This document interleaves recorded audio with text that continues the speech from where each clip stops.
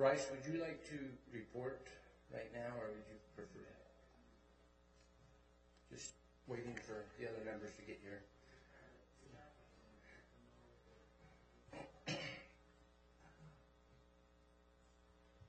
I can be a filler here for a minute. Just give me the cancel sign when you're ready. So the things that I want to report on tonight is, number one, the health insurance renewal. As the council is aware, the mayor and Councilmember Haga have been participating with the HR staff and myself as we reviewed the bids, the RFP bids that have been submitted to GBS. We've had 2 meetings so far where we've reviewed those, and I appreciate the input that the council member and mayor have had in this process. We will be firming up some of the information with one last gathering of data from GBS, and then I want the Employee Association, the FOP, and the firefighters group to know that we will be scheduling a meeting with them to sit down and talk prior to it coming before the council so that they can become familiar with the proposed changes that we have coming. And we're pleased with the fact that in spite of higher than anticipated renewal rates, that there's some options that we're working towards to, again, bring our staff the best insurance that we can get. And so just wanted to give a public report on that. The next item is the Welby Rail Yard. We know that we have citizens that live in the vicinity of between 40th and 42nd West and between 78th South and New Bingham Highway. And there's an area there of railroad tracks that they park rail cars on before shipping them out, referred to as the Welby Rail Yard. It was brought up in the last meeting, citizen concerns. We as a staff and the city council have reached out to Savage, company that's in charge of that Welby Rail Yard, and they have voluntarily ceased construction at this point in time. We've initiated the assistance of Congresswoman Mia Love and reached out to folks from the Union Pacific and other agencies that can help us, and we'll be meeting with the Savage folks tomorrow morning and detailing out what steps they will be taking to ensure the safety of our public, making sure that whatever is allowed under the federal law with railways, that we also are meeting the fire code and the other safety regulations. We were discouraged to find out that there are laws and case law in place that prevent land use applications and ordinances to apply to these types of uses. So we will continue to use every measure for the safety of our citizens and the safety of the city and the safety of our groundwater and our storm drain system, and make sure that we have, they will put things in place to protect us there. And then the last one that I want to publicly congratulate is our finance department, headed by Ryan Bradshaw. I received a letter dated March 3rd from the Government Finance Officers Association that we were awarded the Distinguished Budget Presentation Award from the GFOA presented to the budget team. And so that's an award that our finance folks strive hard for, and we appreciate their dedication. Of course, this is also a reflection on the city as a whole, that each department is managing their budgets correctly and providing the correct information to help us receive that award. So our hat's off to them, and I know we'll be getting a plaque in the future and other things. So congratulations, Ryan, and your team. We appreciate that. That's all that I have right now, Mayor. Are there any questions of the council? Any questions? Thanks. Congratulations, Ryan, and your staff. Chuck Tarver has a few-minute presentation on the 2015 to 2019 CDBG Consolidated Plan, so we'll go to him next. Great. Thanks, Mayor. Appreciate you guys working me in tonight. You know, sometimes in the position I have, I get to talk about a lot of exciting things. Some things I have to talk about federal programs, which is kind of dry. So tonight, in exchange for that, I'll keep it pretty short for you guys and pretty much to the point.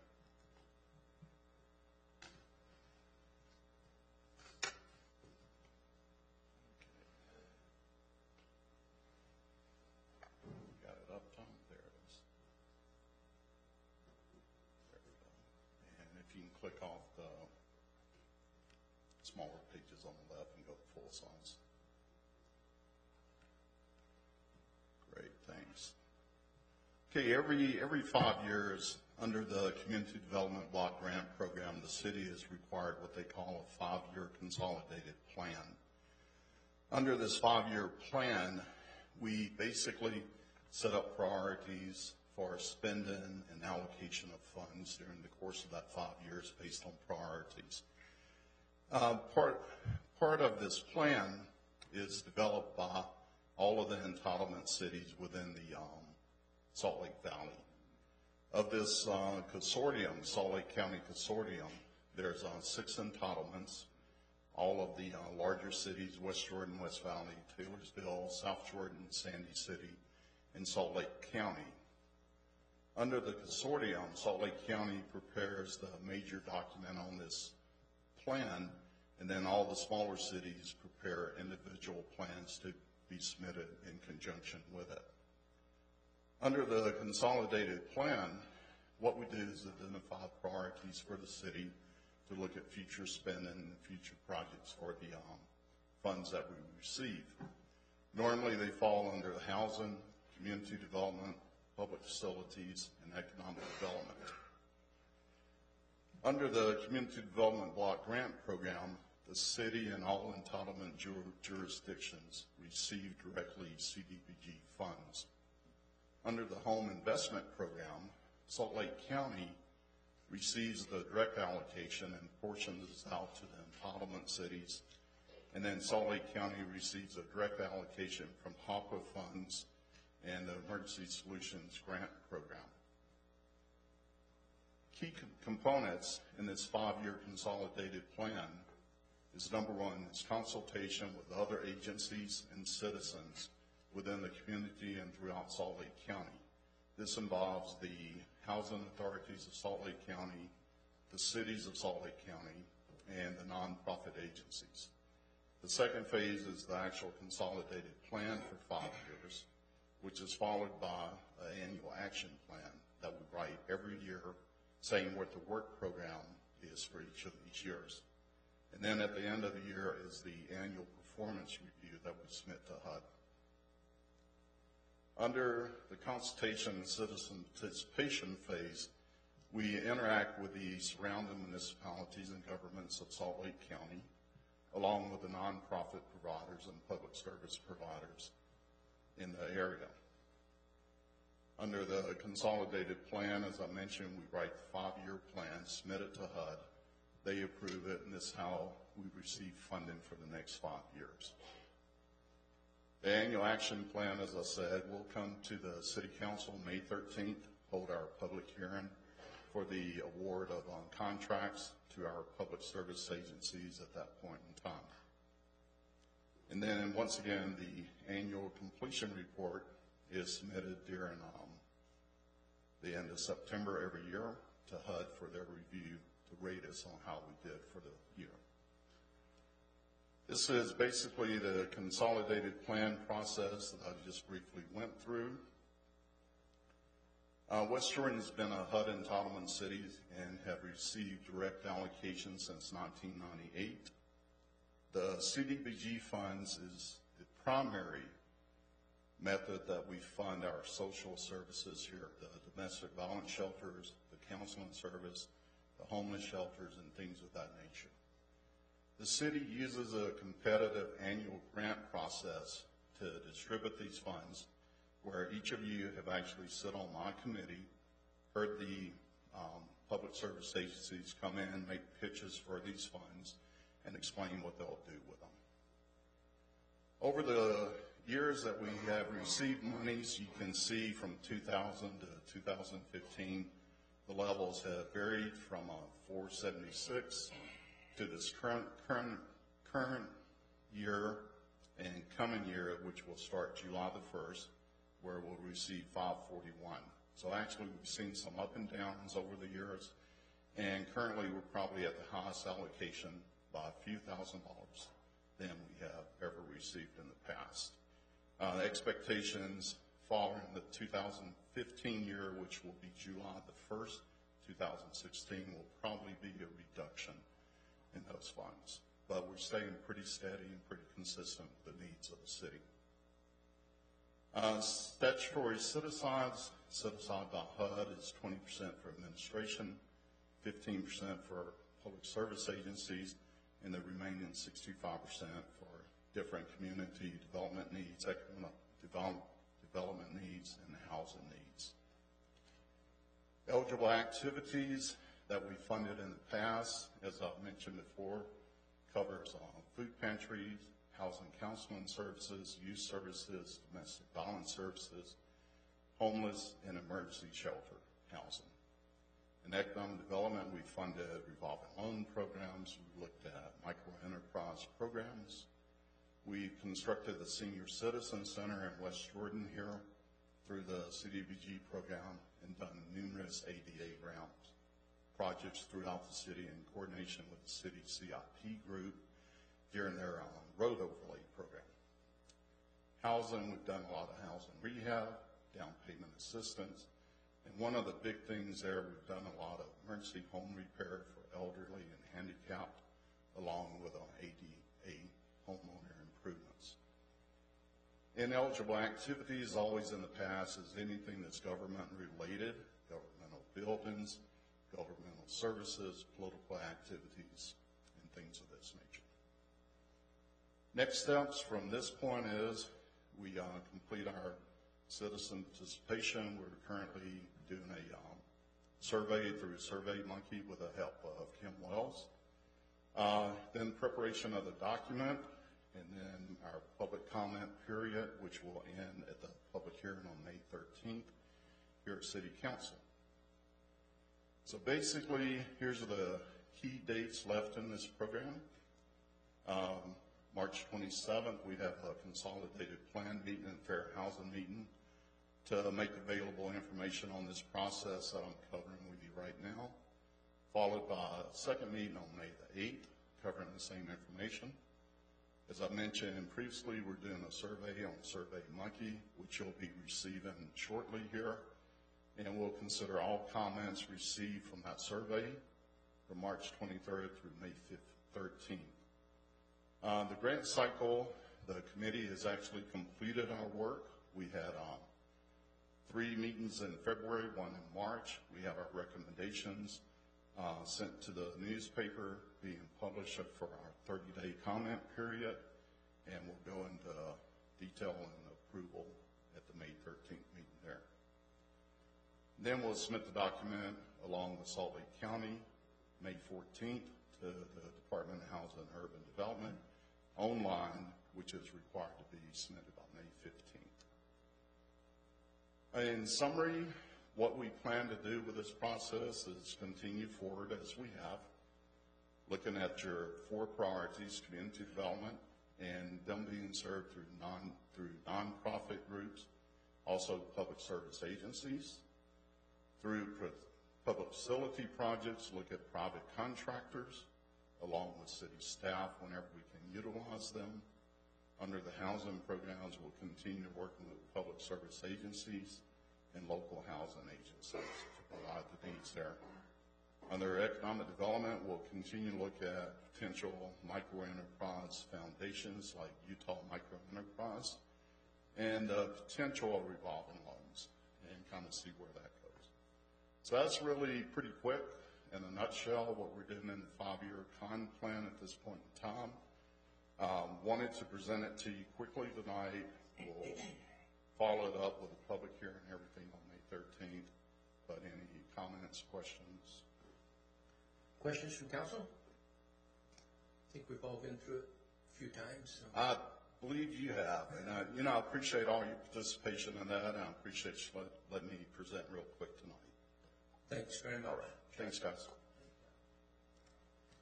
Okay, now we will move to item 3A on our agenda, discussion and possible action regarding Resolution 15-55, appointing an individual to fill the unexpired term of Council District 4 until July 4th, 2016.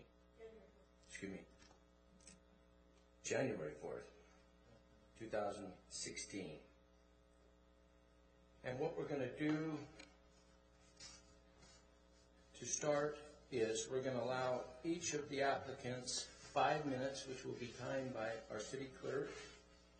And we're going to go in alphabetical order with the last name.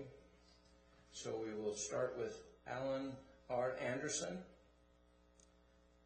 for 5 minutes, then Eric Hanna, then Nicholas R. Holland, David F. Pack, and Sophie Rice. So each of you will have 5 minutes to address the council. Tell us about yourself. So Alan Anderson is first. Thank you, council members and mayor and staff. I appreciate the opportunity to be here, and thank you for the time to be able to address you.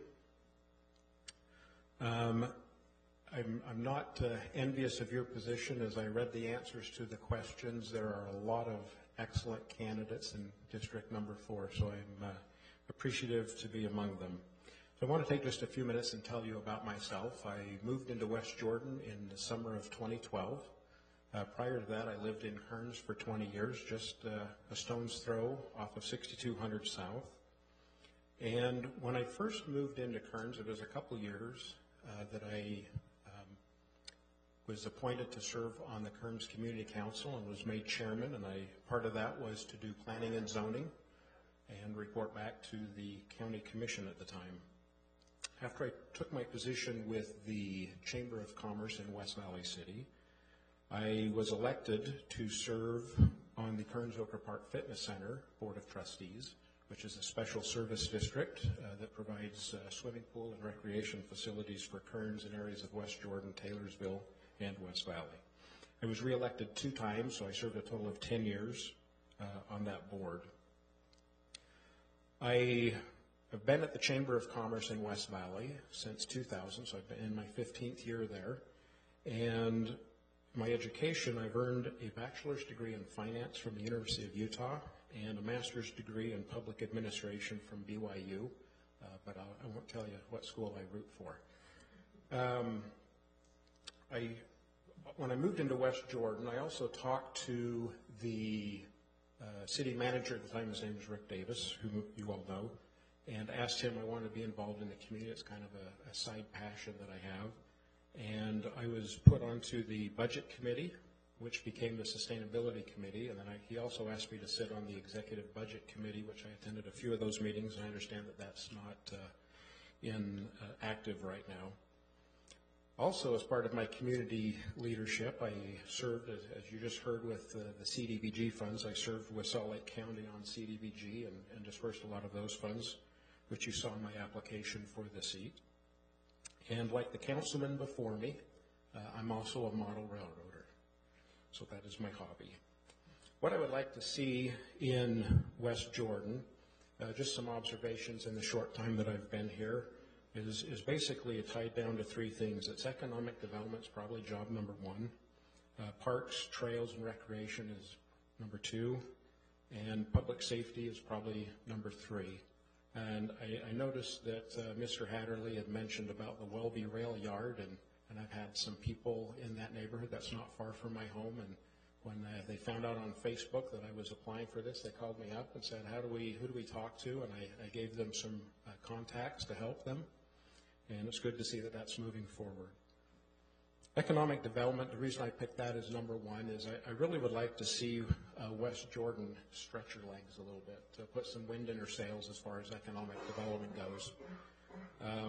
I've experienced a lot of economic development in my position at the Chamber of Commerce.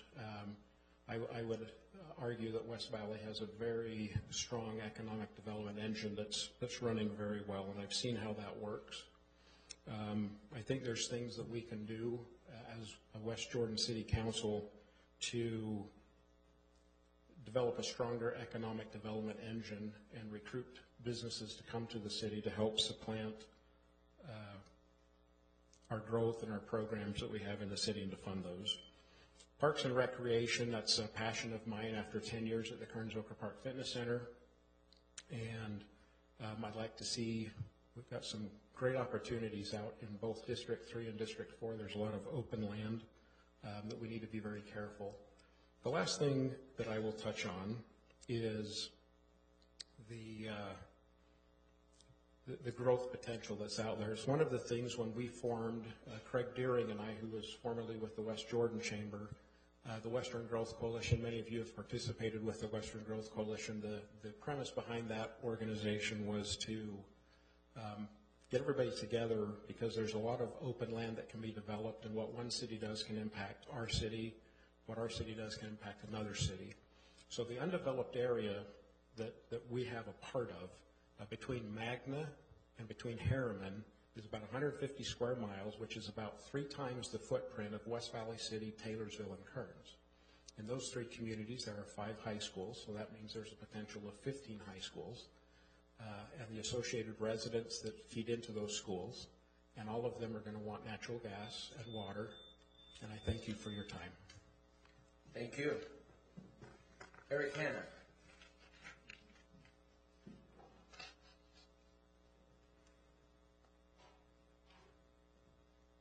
Hello, it's nice to be here. Good to see you all. I appreciate the phone calls. Many of you reached out and called the candidates, and I appreciate that for your intent and respecting your positions here. So thank you for that. This reminds me of high school, when every Monday I used to have to wrestle off my friends for the varsity spot, you know?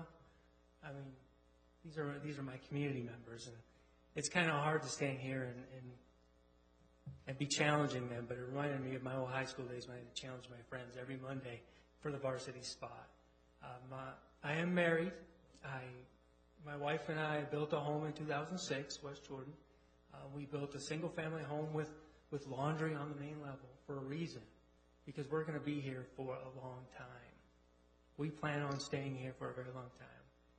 We are dedicated to West Jordan, the west side of West Jordan. My wife's a school teacher. I work for the phone company. I'm probably the least polished of all the candidates, but I think that is to my benefit personally. I don't think the council necessarily needs another member who knows all the rules and who has been there and done that already. I really think this council needs some fresh eyes on the council. A little bit about myself. I grew up in a big family, 10 people, 10 kids, 12 people. I know how to get along in a group. I know how to be a part of a team. I know conflict resolution. I know how to work through problems. I'm a problem solver. I made a living problem solving. I'm good at it. I know how to listen. I know how to analytically step through a problem. I see 2 major things happening in West Jordan. I see we have to decide what form of government we're going to be. And then I see the one thing that we have a lot of, and the rest of this county doesn't necessarily have a lot of, is land. We have great opportunity on the west side. And Governor Herbert said it. I think 2025, our population is going to double.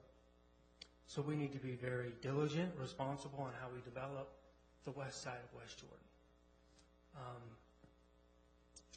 I appreciate my residency here. I want to keep West Jordan, the one I know. And as far as the form of government, I know it's been thrown around, city manager, strong mayor, government. I am for a strong mayor government. As far as economic and development, I know there's got to be a blend of single-family homes and high-density residential. It's just facts of the matter. It's going to happen. The west side is going to be developed. And I'm standing here because I want to be a part of that. I want to ensure it gets done the right way. And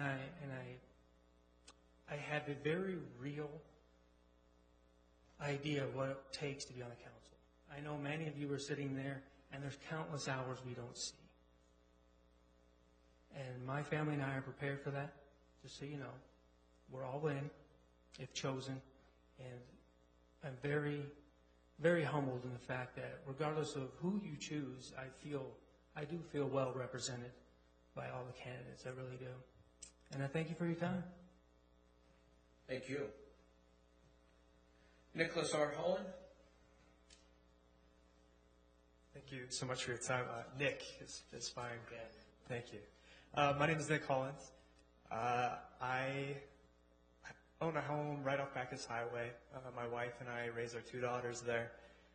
We just recently moved in. We built our home. It was completed in January of last year.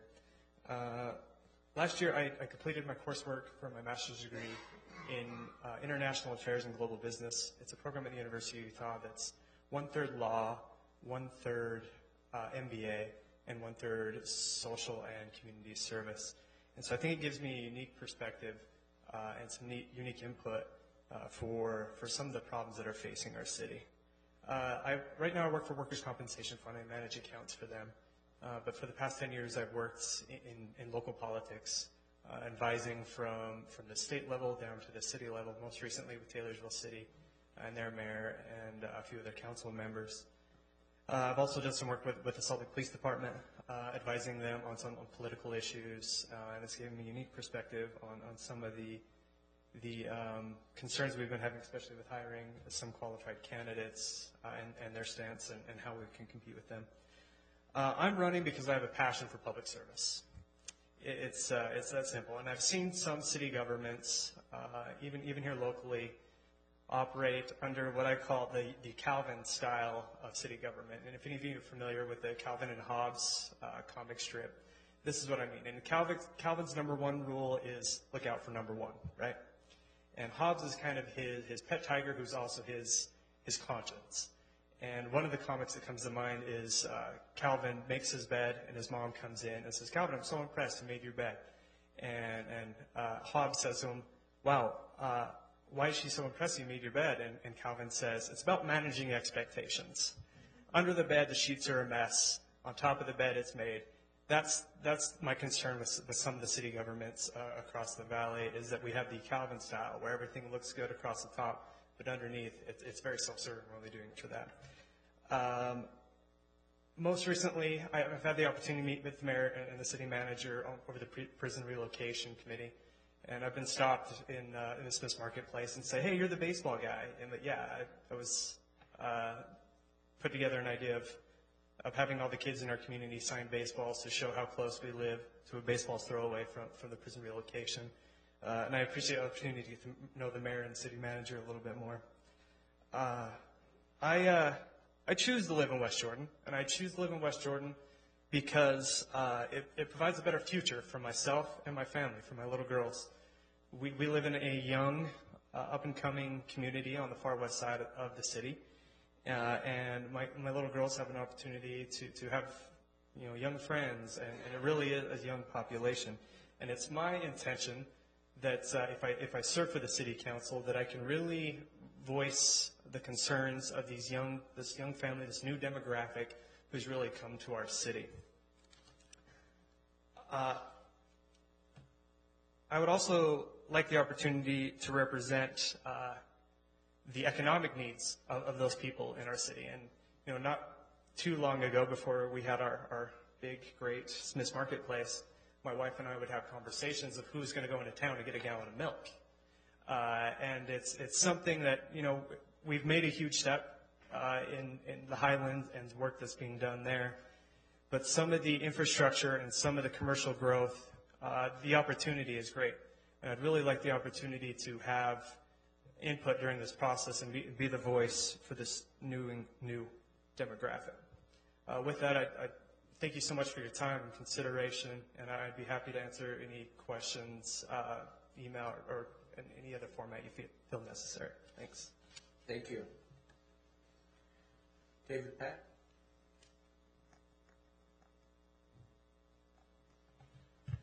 Good afternoon. I'm thankful for your service and for the potential opportunity of working with you. Reading online the insightful responses to your questions from other applicants and hearing their comments tonight, I'm grateful we have diverse background and experience to offer West Jordan. It may be difficult, if not impossible, to objectively vote on who's best qualified. I assume the decision may have to be somewhat intuitive. And with that in mind, I'd like to simply express what type of person I am in an effort to explain what you can count on and look forward to should you feel it's in the city's best interest to appoint me. What's best for West Jordan? That's my honest desire tonight. If in your wisdom you feel that's me, great. If you feel someone else is better equipped, that's great too. Because it means West Jordan is the winner, and to me that's what's most important. My family has lived in West Jordan 17 years. My beautiful wife, Tiffany, taught elementary school and currently runs our day spa businesses. And she teaches group fitness classes at various local gyms. I oversee our other businesses in real estate and vending distribution. And for 20 years, I've been a professor of business and communication. The majority of this work is online on my own schedule, which offers maximum flexibility of being available for city council duties during most days and times. Owning businesses located in West Jordan, Sandy, and Draper, employing 45 people helps me compare business practices for economic development that would assist our city to be not only the home of the good neighbor, but also the hub for business startup and relocation. Regarding closed sessions discussing personnel, real estate, and litigation, I've had to study, teach, and apply best practices in those areas and could hopefully add something useful to the conversation as a council member. The education I've pursued is directly tied to city council success: psychology, communication, public relations, public administration, business administration, board service, leadership, negotiation, governance, and performance measurement. This helps me to understand why staff may look toward a public issue a certain way, and also see things from a private sector background with theoretical understanding and practical business application. My city involvement consists of general plan, Board of Adjustment, Western Stampede, Planning Commission, Economic Development, Transportation, CDGB, Design Review Committee. So a vast assortment of experience to hit the ground running from day one in the right direction. This service has been continuous over many years, bringing local, current knowledge to the table. In almost all of these groups, I've been asked to serve as chair and vice chair by the people with whom I serve, and city staff has also asked if I'd consider additional service. The same with my service as a homeowners association, Living Planet Aquarium, Empress Theater, Parent-Teacher Association at the elementary, middle school, and high school level. People have asked me to serve as chair or president in all these organizations. I didn't run or lobby or campaign. People asked me. The reason I mention this is because if I can build and maintain quality relationships within vastly different organizations, earning the trust and support of staff, volunteers, public, and fellow board members, bringing everyone together is a key ingredient for success. Candidly, I don't feel I'm the smartest person, but I've been blessed with the ability to build relationships, brainstorm options, and ask poignant questions, focusing on the core issue, not tangents, without any ego, vain ambition, or personal agenda. I return all phone calls and emails, coming prepared to meetings, and enjoy collaborating to understand different perspectives with an open mind. Striving to be patient and calm and respectful, I never badmouth or disparage anyone, ever. What is my governance philosophy? To be proactive in creating the type of city residents want, instead of only reactively addressing applications brought to us. What do I stand for? Well, what the citizens, staff, and council have agreed upon and what I've worked on. The general plan, the strategic plan, the vision statement. I also agree with 2015 council goals and will work toward them. Lastly, I'd like to add an element of fun into service so that we don't take ourselves too seriously or stress out too much. And I've been known to occasionally bring treats to meetings. I respectfully ask for your vote. Thank you for your consideration. Thank you. Sophie Rice. Certainly not making it easy on me, are they? I want you to know more about me personally today. You've seen me run an election. You've seen me debate. You've seen me on the design review. You've seen me on planning commission. You've seen my passion. You have a record you can look at to know who I am in that respect. But I want you to also know who I am personally. I'm a mother of two, a 7- and 9-year-old, who are with the grandparents, and my husband made it here tonight. So I'm grateful for them and how they help me to be able to be a public servant. I absolutely love the committee I'm on, the design review, and I can't express how much I have enjoyed being on the Planning Commission. I love being able to debate and discuss and work through issues and figure out solutions and help the community. That's what I really want to do here, is to help the community. I moved into West Jordan in, I believe, 2004 in a home that's about 2 miles south of where I'm living currently. And we built our home in 2007? 2005. Sorry. Been here a while. It all starts to blend together.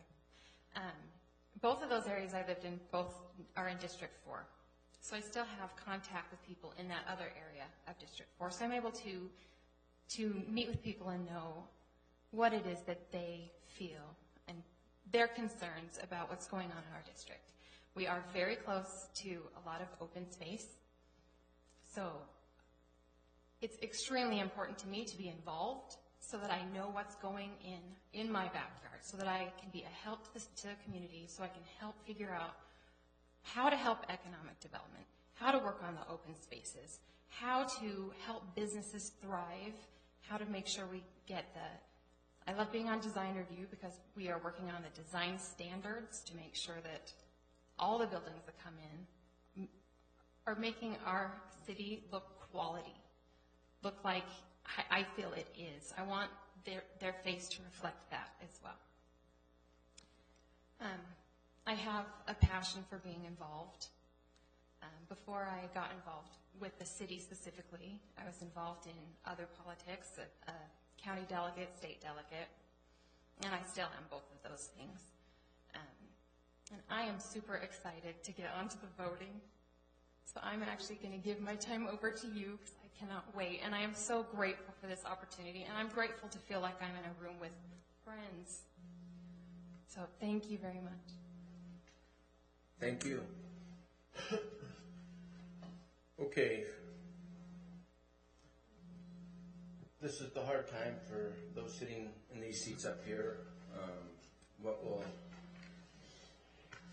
So that the public knows the order. We will need 4 votes to move a candidate forward. We will be voting on a ballot, each member, until we receive either 4 votes or we will move the highest 2 applicants forward. Then we will go to a public motion at that point, whether we receive one with 4 votes or 2 of the highest votes. The floor will be open for motions at that point.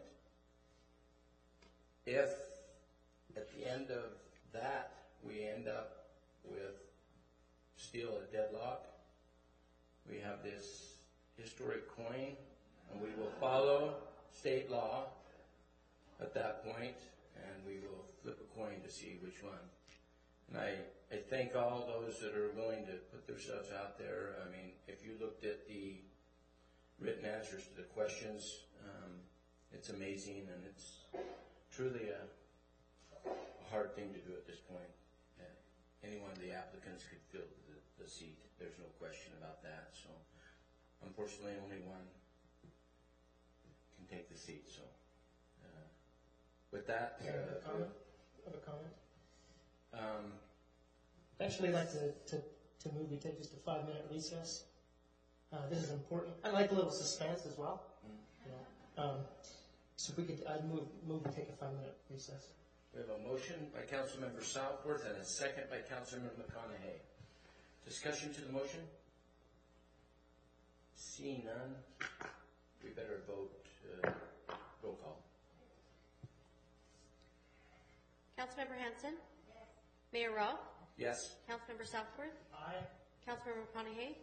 Councilmember Haga? Yes. Councilmember Nichols? Yes. Vote passes 6 in favor. We'll take a 5-minute recess.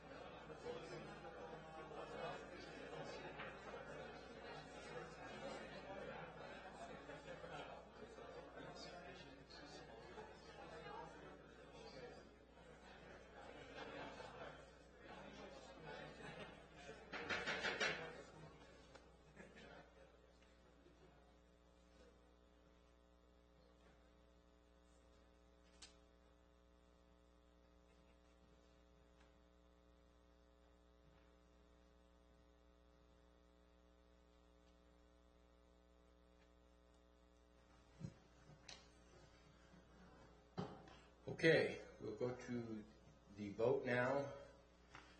Just so the members of the council know, check one box only. Councilmember Southworth has an envelope. He will place his ballot in the envelope and then pass it on. Each member place it in the envelope and pass it to Melanie, the city clerk. She'll tabulate. Yeah. There you go. It's empty. Okay.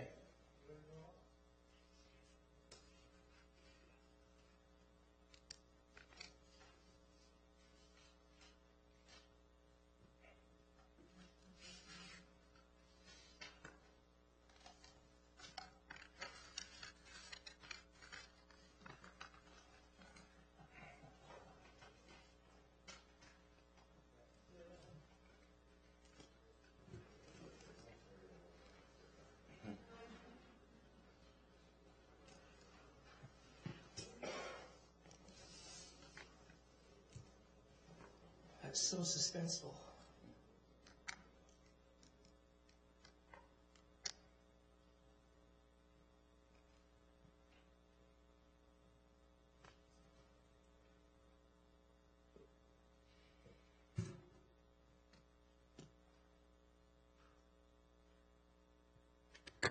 Okay, I would say we don't have a for sure for vote, but we have our top two. Alan Anderson and Sophie Rice are the top two. Okay. A motion would be in order. We have to. By law, we have to do it.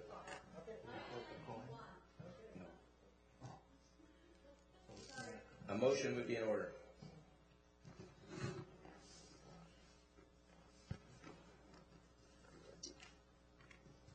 Mayor, Councilmember Southworth.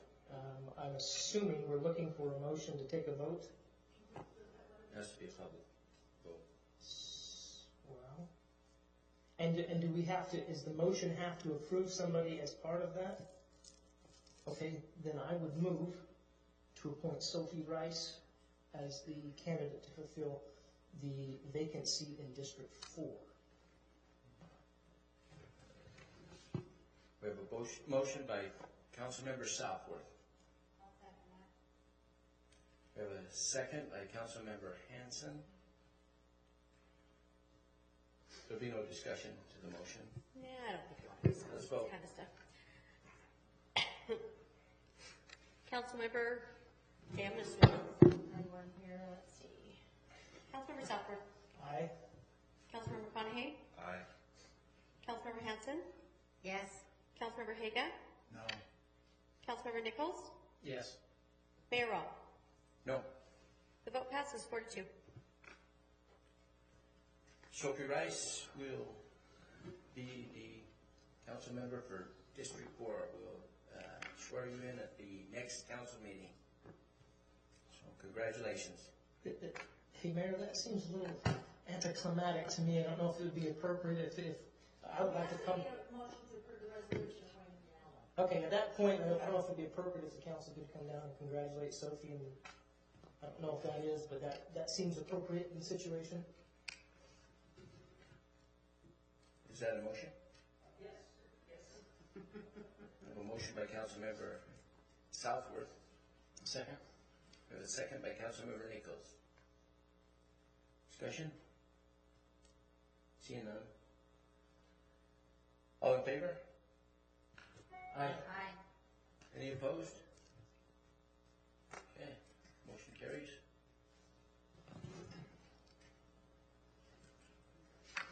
Do we want to do that now, or do we need to have that? Hey, you know what? Let's just make it official. Where's that at? Okay, Councilmember Nichols. Thank you, Mayor. I move to approve Resolution 15-55 appointing Sophie Rice, Councilmember District 4. Second. We have a motion by Councilmember Nichols and a second by Councilmember Southworth. Discussion? Councilmember Hager.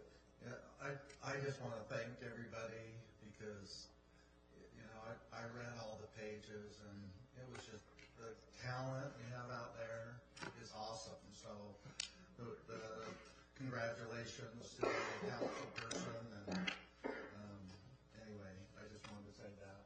Thanks, Mayor. Let's vote. Councilmember Haga? Yes. Councilmember McConaughey? Aye. Councilmember Southworth? Aye. Councilmember Nichols? Yes. Mayor Rawl? Yes. Councilmember Hanson? Yes. Vote passes 6 in favor. Okay, now, step down. Mayor, Yes, while you're walking down, would it be appropriate for me to make a comment as you're coming down? please. I would just like to thank each one of our candidates that has put their name in and for the time you've taken to prepare your statements and being willing to be involved in our community. You have been, you will continue to be, and I want you, Sophie, to know of our commitment as staff to you, and we welcome you to the council and look forward to working with you. So, thank you.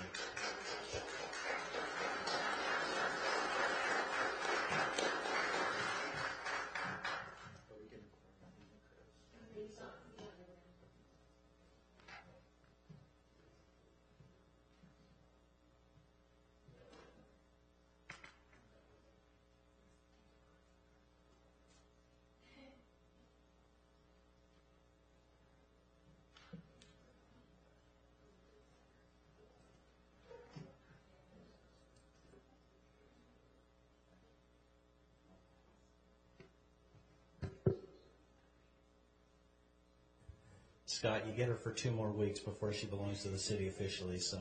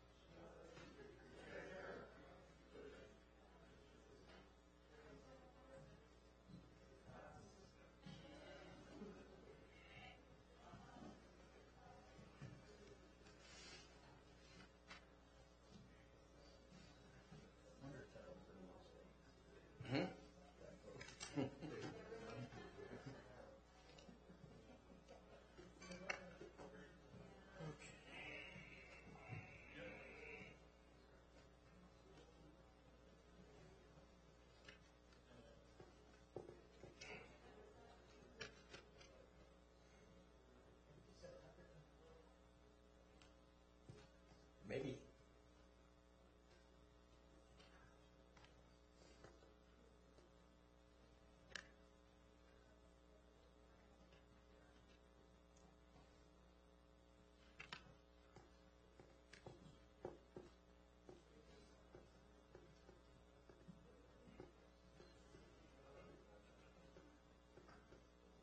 Okay, back to communications. Bryce, would you like to finish up on? Mayor, thank you. I apologize. Julie Brown was kind enough to provide a list of a few things. I won't read it word for word, excuse me. But Comcast Care Days, we still have only 287 volunteers who have signed up. And we've passed the deadline for signing up, but we will still take names. So we're asking for any citizens that are willing to, please sign up. And, I apologize, 287 on the register, on the online, and 105 paper, so up to 392. So we're only 20% of our goal. We've asked the high schools to help out. Copper Hills is also participating in the Comcast Cares Days. The next one is the rodeo, and we appreciate all those who are participating on the rodeo committee. One of the things that we're curious about, Councilmember Southworth, were you going to bring this up about the purse? Do you want to just do that during yours? Okay, I'll leave that for you. We're also wanting you to know that while the parks officially open on April 6th, due to the warm weather, we've had a lot of demand in the parks, and not wanting to contribute to extra watering of the trees, we've got the parks crew has gotten the bathrooms open, and we appreciate their efforts to help make that to accommodate our safety of our citizens visiting the parks. And then last of all, please look at our calendar on the website. We have a lot of upcoming activities during the month of April. and May, and we're really excited about all of those, and I won't even try to read them all, but one is our opening of our brand new police substation and fire station 54 on April 30th, ribbon cutting, so put that on your calendar. And then next meeting, April 8th, is the week that I have our UCMA and our League of City and Town meetings. I'm wondering if the council will be okay with me not being at this meeting, council meeting. So if I can be excused so that I can attend those meetings. And then an invitation to you as council. Are you intending to come to the league meetings in St. George? Those will be Wednesday, Thursday, and Friday in St. George. I know that Councilmember Haga has signed up. It's a great time to come and get updated on legislative issues and things pertaining to city council. So just want you to know, if you're interested, please work with Arlene. She'll be glad to get you signed up, or Christy. Thank you. Thanks. Jeff? David? Yes, it's might interest the council to know that we've been meeting with some of the property owners in West Jordan, some who've held their property off the market for years and years and years, generations. They've now come forward to talk about possibilities of development. I'm not at liberty to disclose those names in a public forum, but if you need to know, come talk to me one-on-one. And it's very encouraging. It's far from seeing anything coming out of the ground just yet, but to know that they're now looking at the possibilities is very interesting. Tom Burdette? Thank you, Mayor, members of council. We do have our tour of the townhomes, patio homes, twin homes scheduled for Saturday 28th coming up, and that will be from 9 o'clock to noon. We've got a bus reserved, small bus, but it will accommodate enough people for the tour. This is focused on identifying those type of developments that the council may be considering in the near future for inclusion or exclusion of the cap and grade. So we'll meet out front of City Hall. Looks like it's going to be great weather. We'll meet at about 8:45, and feel free to bring feel free to invite others. There is some open spaces. We'll have some water, and we'll have a stop in the middle somewhere for donuts. Thank you. Thank you. Ryan? Yes. First off, I'd just like to acknowledge that the budget award is mainly the work of Eric Okerlund, and he deserves a big thanks for that. He does pretty much 90% of the work on putting that together every year. So we definitely don't want to take credit as an entire staff. As I joked with Eric during the break, it is nice that he does all the work and I get all the credit. So I did want to make sure that everybody knew that Eric does most of the work on that, and we congratulate him.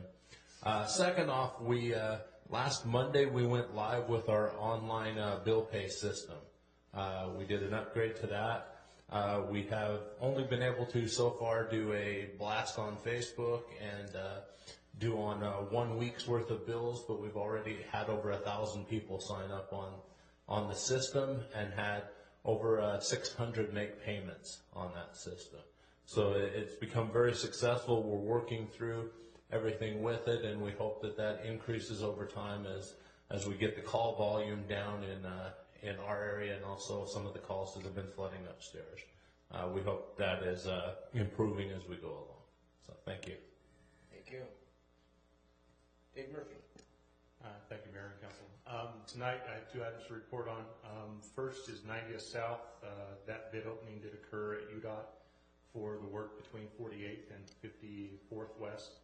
The low bidder was B. Jackson at $2.3 million, so it was under engineer's estimate by some $600,000, and so that is cost savings to the city due to the fact that we're able to close the road during the project. We're currently going through the schedule and submittals right now, and it looks tentatively like we are going to be under construction middle of April through middle of June. It's about a 3-month time frame. That's the first report. The second report is one where we attended our technical advisory committee today at Wasatch Front Regional Council with all of the other city engineers around the valley and UTA and UDOT professionals as well. We went through many different projects. There were $308 million worth of requests on project costs, requesting federal funds in the STP program of 139, 31 million in the CMAQ program, and 3.5 million in the TAP program. Of those requested amounts in the STP program, there was only 27 million available, 8.5 million in CMAQ, and just under $1 million in the TAP program. The two projects that West Jordan directly requested did not get approved, but the joint project that was submitted by UDOT and West Jordan and Taylorsville did get approved, 13th West, at $6 million. So that project is going to go into concept planning, and it's for intersection and roadway widening along 13th West, and that horizon year is 2021, but funds will be available before that and prior to that for concept planning and design engineering. So it's another $6 million in federal funds for that section of our city. And that's all. Is Dave, the estimate through West Jordan for 13th is $9 million, right?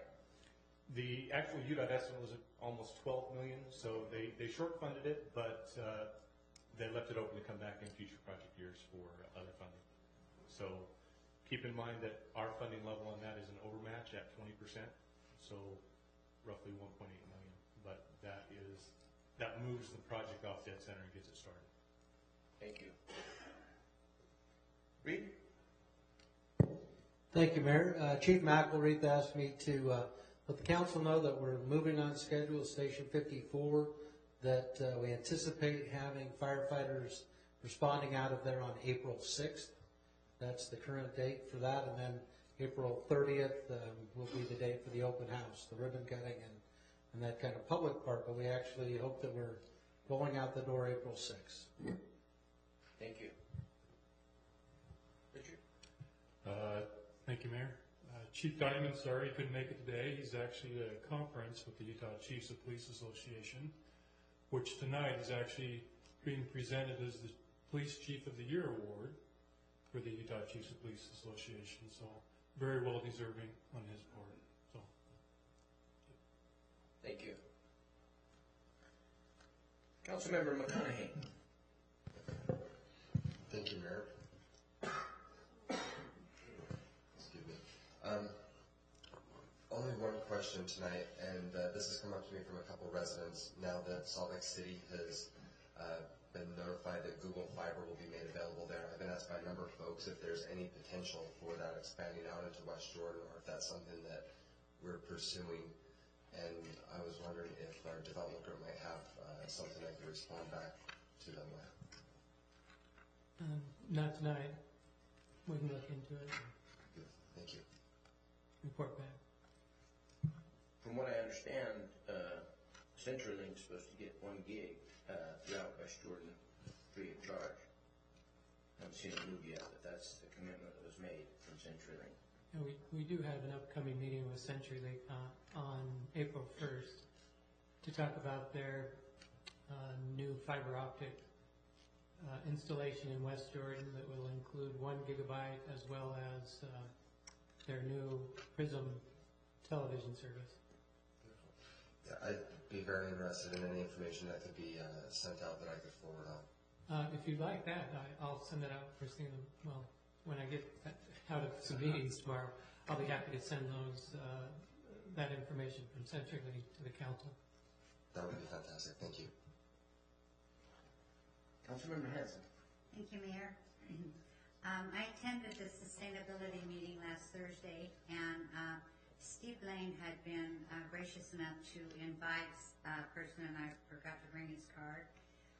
He's with a nonprofit, and I know we've been quite interested in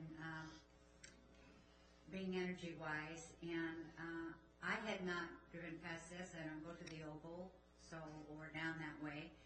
But center is covered with, I've lost my whole mind tonight. The solar, what are they called? Solar panels. There you go, that's the word I was looking for, solar panels. And it was very interesting. They got a grant from Rocky Mountain. It cost about $1.5 million, and they had 490 parking stalls that they covered. And they got a grant for 500 and something thousand, I think it was 560, I'm not sure, from Rocky Mountain Power. And they are on a 20-year payback. They figure they'll be able to pay back the portion that they put in 5 years with the savings from those solar panels. And so I believe Mr. Blaine is going to have this gentleman come within the next month or so and kind of explain to us what it would take just for our parking lot out here and the savings. He explained the savings just in carbon was amazing. And so I know we've been looking at alternatives such as wind power and solar power, and I think this would be an interesting thing to look at. Thank you, Mayor. Thank you. Councilmember Hagan. Thanks, Mayor.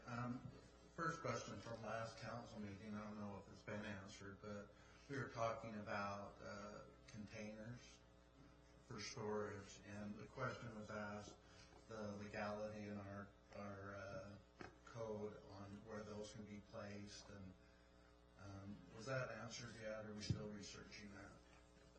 So we're talking about the containers for the theater groups? Do we have code for containers? Yeah, we do have provisions of where containers. Tom, do you want to touch base on that?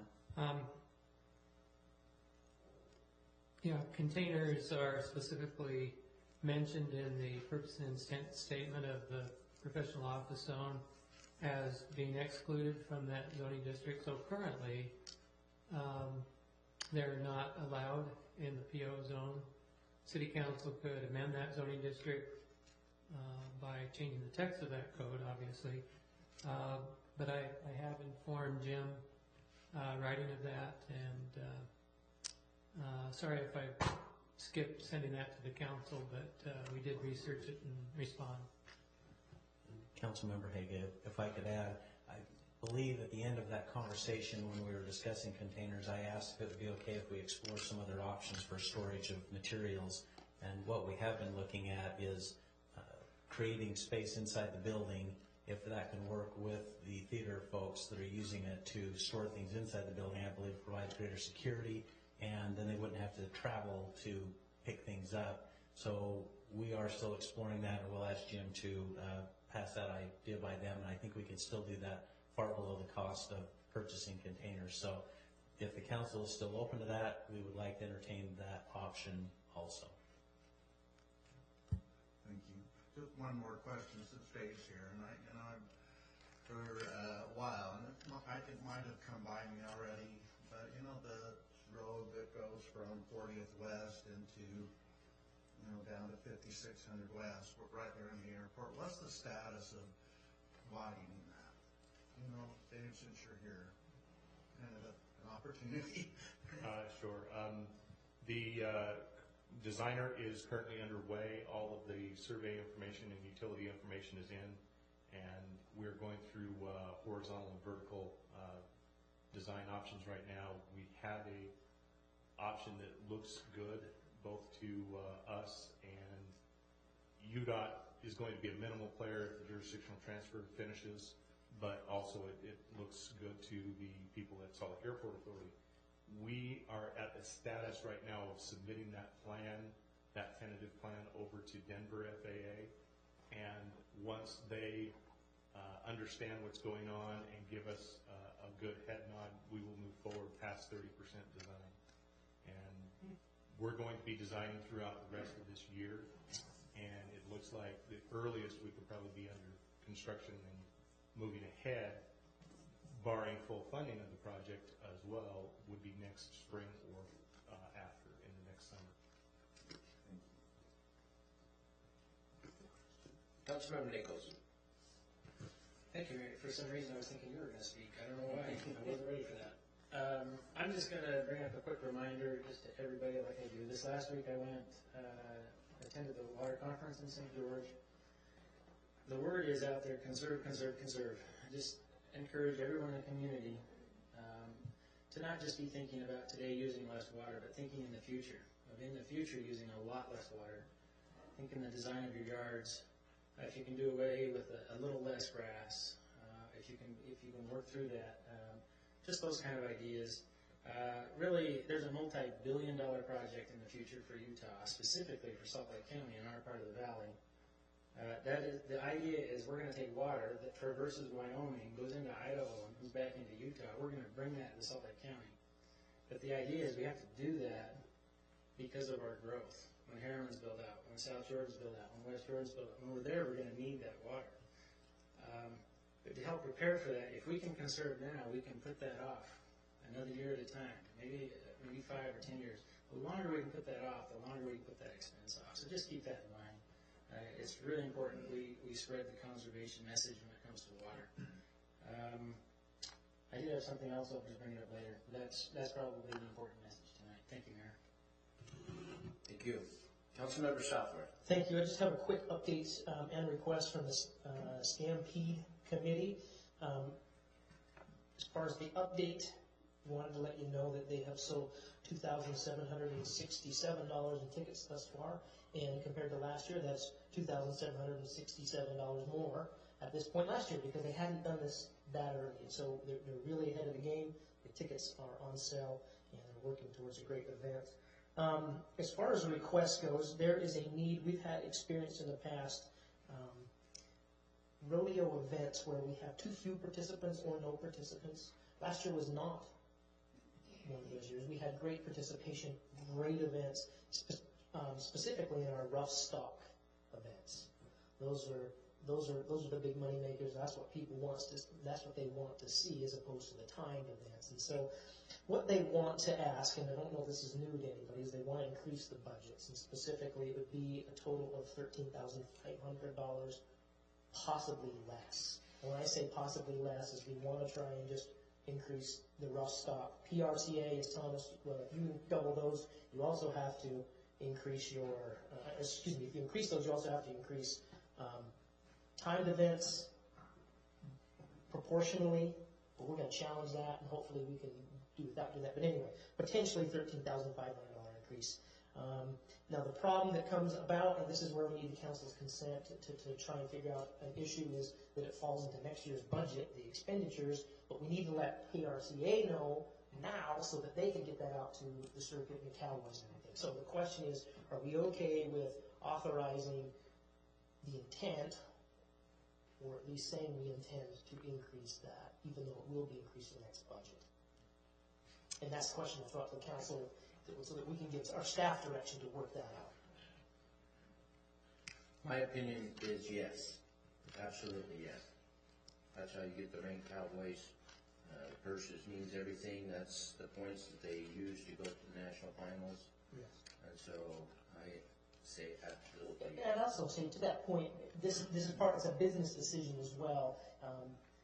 As we position ourselves, there's other rodeos around us who have done similar things, and we don't want to get into a bidding war, but we do need to be somewhat competitive. We're not going to keep up with them, but we don't have to. We are positioned in a good place where we don't have to keep completely with them, but we do have to be somewhat competitive, and that's where the impetus for doing this comes from. So, sorry, I didn't mean to cut in. Anybody else had a concern with that? Other comments? So I guess I would take that as direction to staff if you can figure out the logistics of that. Thank you. And that's all I have. Thank you. Okay, I have nothing tonight, so we will move to citizens' comments. I've had 2 sign up to speak tonight. You'll have 3 minutes to speak on your subject. Steve Jones.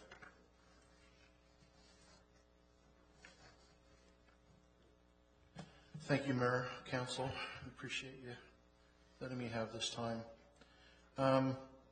First of all, I'd like to thank the staff for their responses to my questions and inquiries about the 70th South stormwater proposal that's been put together. They're very responsive, and I appreciate that. Just a couple of things that I noticed within the packet, and you know, it could be I'm out in left field, but there's just some things that are not clear to me. One of them is when it's talking about the storm hydrograph curve. To me, that's a very important part of understanding what the system is designed around, and my personal opinion is that graph ought to be in the packet so that it's documented. The next thing that I have on my list is I had a meeting with Dave Murphy, and he went over some things that might mitigate some issues coming this spring, mostly to do with how to balance the upper system west of Constitution Park. I would really like to see something in this analysis that addresses that balancing of how much water is going to be let out of the upper ponds and brought down. There's also there's some things that are kind of not clear to me as far as addressing a secondary line that is going to be put over in my neighborhood. The text of it indicates that that's going to go right into that canal there by the house, but the picture that's shown in there doesn't show that. It shows it tying into basically the bottleneck. For the most part, I'm very happy with the study that's done. It looks like it addresses things that I thought were the problem after all the many things over these last 7 months. I do appreciate the work that's gone into it, and I appreciate the mayor and the council for taking this time to be able to address a problem that's been ongoing for 30 plus years. And again, I'm grateful for the staff for what they do. Thank you. Thank you. Alexandra E. Kramer?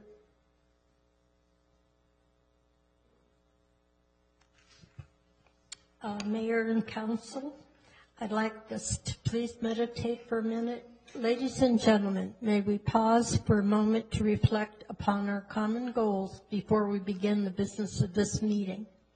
We are privileged to gather here together in a system that gives us freedom to participate in our own governance. Whether from within or through the strength provided by our personal faith, we seek wisdom, understanding, fairness, and resolve in the fulfillment of our duties and in the pursuance of our goals. May our differences be respected and our common aspiration of promoting the public good to be our guide in carrying out the tasks we are about to undertake. Thank you. I don't know where to begin. Last meeting, the council voted. I have to applaud the two council members that voted against the $1,500 a month thing. When that amount was mentioned, you couldn't hear a pin drop in this place. And I think that we need to reverse. When people run for the council, they run because they love the city, because they're donating their time. Because of what happened 2 weeks ago, I would like to see a zero amount. You got $1,500 is 90%. This is astronomical. We have poor people. I have a friend that gets $20,000 a year. His wife, and he has 2 children. You all have if you put the $1,500, you're going to be making $18,000 a year. Do you know that the part-time mayor in Jefferson, Missouri, and there's a lot of conflict there, folks, he makes $4,200 a year. This is abominable. And I'm suggesting the 4 of you, or the 3 of you, and I applaud the mayor. When he ran, he said he was going to take, the salary was $8,900. He gives his heart to the city. He's getting $60,000. I want the 3 of you that voted yes for that to turn that money into the city. I want no more than $1,000 a month. It's abominable. abominable, 1,500. How many people in West Jordan even make 18,000 a year? That's more than on my Social Security, for heaven's sakes. Thank goodness I worked for a company long enough that I was able to have a pension. But if you don't work long enough for a company, you don't. It's abominable, folks. You people are stripping West Jordan. Think of the poor people, down to $1,000 a month. I'm sorry. I am very disappointed. Thank you. Thank you. Anyone else from the public wishing to speak on an item? Please. Thank you. David Pack, 8264 Sunny Vista Lane. I just wanted to thank the council and the staff for all their work and hours and service on our behalf. I'm grateful for the deliberative process that you took with regard to filling the District 4 vacancy. I'm appreciative for the respect that you showed all of the applicants, and I'm grateful for all the applicants' respect toward one another. I'm not going anywhere. A few of you seemed to indicate, well, I hope that the applicants that aren't selected don't quit their service. No worries about that. I'm going to go out to a community council meeting right now, and I'm sincerely happy for Council Member Rice and give her my full support. I'm grateful for Council Member Stoker and all the work that he's done, and wish him and his family well in his new endeavor. I'm glad Mr. Burdett has allocated sufficient time for donuts this Saturday. Okay, thank you. But what I really wanted to mention is I was honestly touched and moved, and my wife would say I'm not very emotional, but with the envelope that was being passed around, council member to mayor to council member, to me that's what America is about, and I'm so grateful to live in this country. As I was watching that voting process, how many other people in other countries aren't able to do that? And it just made me want to ensure that I don't take for granted any freedom or privilege that I have in this great land, and I'm grateful to live in this city and look forward to continuing to serve the city in any capacity that my leaders deem most appropriate, where I can make the best contribution. So best wishes to you, and thanks very much. Thank you. Please come forward. Yes. And we'll get Bert. I've been here before. My name's Barbara Backman, and I'm talking about the trunk line.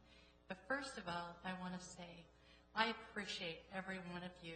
You guys deserve whatever raises you get. You don't work just 8 to 5. You work 24 hours a day.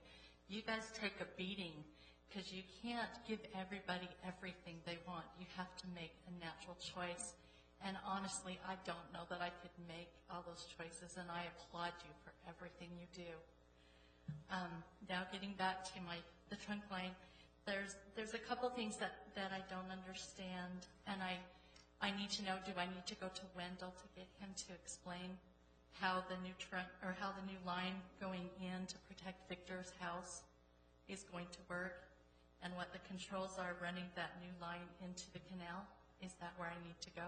Let's just check. I mean, Dave, would you or Justin Stoker, our new deputy, right behind you here, he used to be a council member, Barbara, but he's our new deputy public works director, so we have plenty of staff that can assist you with that, and if you need numbers or anything, we've been communicating, let me know, and we'll get you in touch with them. Yeah, because that's my biggest concern is Victor's house, and then the other thing is I'm still trying to push for the grants to come through so that we can get the house secured just in case there is any water issues, because I know this project, according to what I looked at, it's going to take some time to get this all figured out.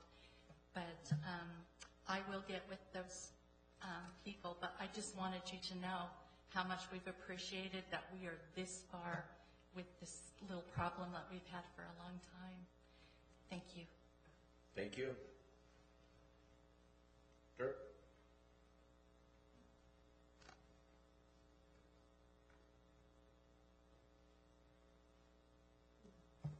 Mayor, City Council, thank you for letting me take a moment. By the way, I have some volunteer forms for the Comcast Care Days. Please see me. I can get these to you today. You're welcome. I was downstairs taking care of my business license the other day, and there was someone there trying to pay their fee for their permit. And they found out, as they tried to pay it, they couldn't because there's a limit of $1,000 for credit card charges. And I thought, that's interesting. We have a $1,000 limit for credit card charge.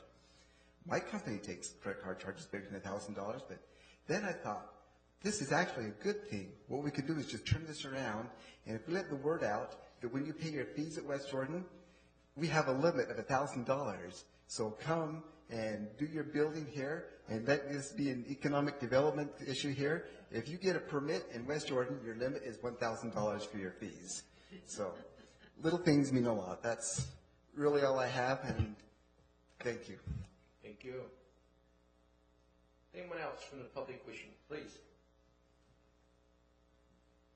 I just want to express my gratitude. I am so humbled and thankful for this opportunity. I really appreciate it. Thank you. Thank you. I hope you love it as much in a year from now.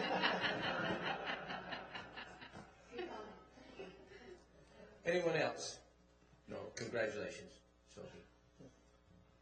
Okay, we will close the citizens' comments and move to the consent calendar. Any items?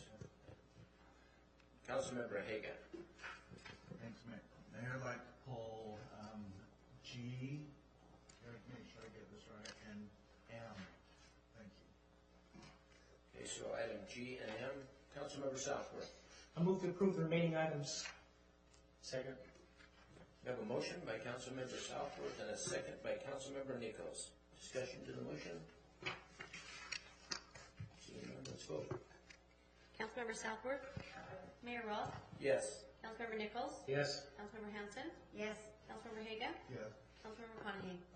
Vote passes 6 in favor. Okay, moving to the public hearing portion, 7A. Receive public input regarding the issuance and sale of up to $7,250,000 of the city's sales tax revenue bonds, Series 2015, authorizing the execution and delivery of a second supplemental indenture of trust to secure said bonds, giving authority to certain officers to approve the final terms and provisions of the bonds within the parameters set forth herein, authorizing the taking of all other actions necessary for the consummation of the transaction contemplated by this resolution and providing for related matters. Ryan Bradshaw. That's a mouthful. We have discussed this, and we've been discussing these for several months as we've had several presentations in regards to bond, and we've also already passed the perimeters resolution. This is, of course, for $2.5 million worth of bonds to let us move forward with the street lighting project, which would transfer all of our street lights to LED lights, which would have an energy savings we estimate to be close to $200,000 per year as we move forward. And this would be the funds, of course, we'd use to pay for these bonds and also rebates through Rocky Mountain Power. We'd be able to do that. The second part of this bond is to begin upgrading our parks. And just a couple of things that I wanted to bring to your attention, that this bond would allow us to install 24 brand new playgrounds within the parks in West Jordan. It would also allow us to fix 10 pavilions, which right now are deficient, and replace those pavilions. It would allow us to make 18 different playgrounds be upgraded to ADA accessibility.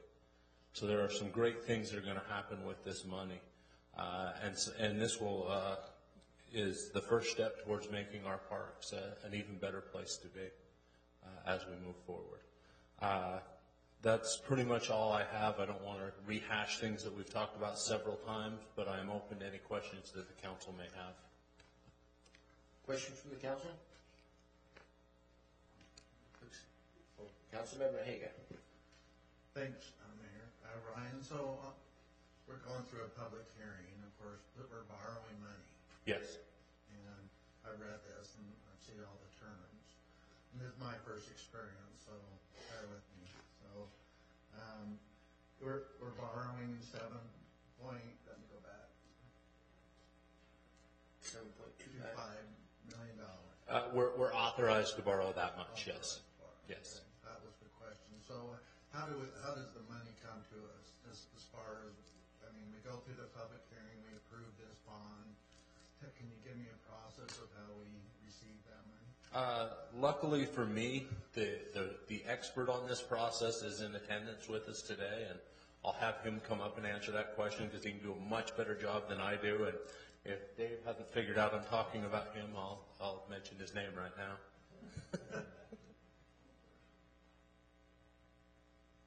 So we will go through, we have a process, if you will. We've had these bid out because we think they're going to be bank qualified. And so we've got several bidders that right now we're looking at a packet to give us rates and so forth. We anticipate, we've actually been authorized for $7,250,000. We think we're going to sell 6.530, and that'll be as high as it goes. And we believe the interest rate will come in a little bit lower as well. But we'll sell those to a private investor. The private investor will give us that rate, and then he will transfer the money. It will come in, and then we distribute it to the city as well as the financial advisor as well as the underwriter. And then, so does it go into general fund? These bonds, yes. They're backed by sales tax. Will be the backup for these, the revenue source. Make accounting in the general fund? Yeah, and they'll actually be paid out of the capital support fund is where the payments go out of. That was my question. So it'll come into general fund and then we'll transfer into capitals, or does it go to capitals first? Well, it'll come into the capital support fund, and that's where the sales tax will be transferred every year to make sure that there's enough there to make the payments, yes, out of the general fund to the capital support. Other questions? And just to clarify, we actually, the last budget amendment that we just had, we actually put that, the revenue and the expenditure to move that forward into that budget amendment. So those are in capital support. Councilmember Southwood. I apologize. I don't know if this was just said. I was trying to research something here. You mentioned 24 playgrounds. Do we have 24 playgrounds identified and we know what the deficiencies are? And okay, all right. Yes, we do. Okay, that's all I want to know. I don't want to repeat our open space bond fiasco. No, Brian and the park staff have put a list together. They know where every dime of this $4 million is going to go and exactly where it's going to go. It's about all the pennies. Well, I don't know about the pennies. You know, okay. Brian's a parks guy. We got to hold him to dimes. All right, thank you. Just one question, Ryan. Yes. I assume the issuance of these bonds, the bid will come in and we'll issue them within the next 30 to 60 days. Is that accurate? Yeah, it will probably be within 30 days, yes. And the payoff of our existing bond on this building, our last payment is December? Yes, it's December of 2015, yes. Okay, thanks. We'll now open the public hearing portion of item 7A. Anyone from the public wishing to speak? Please.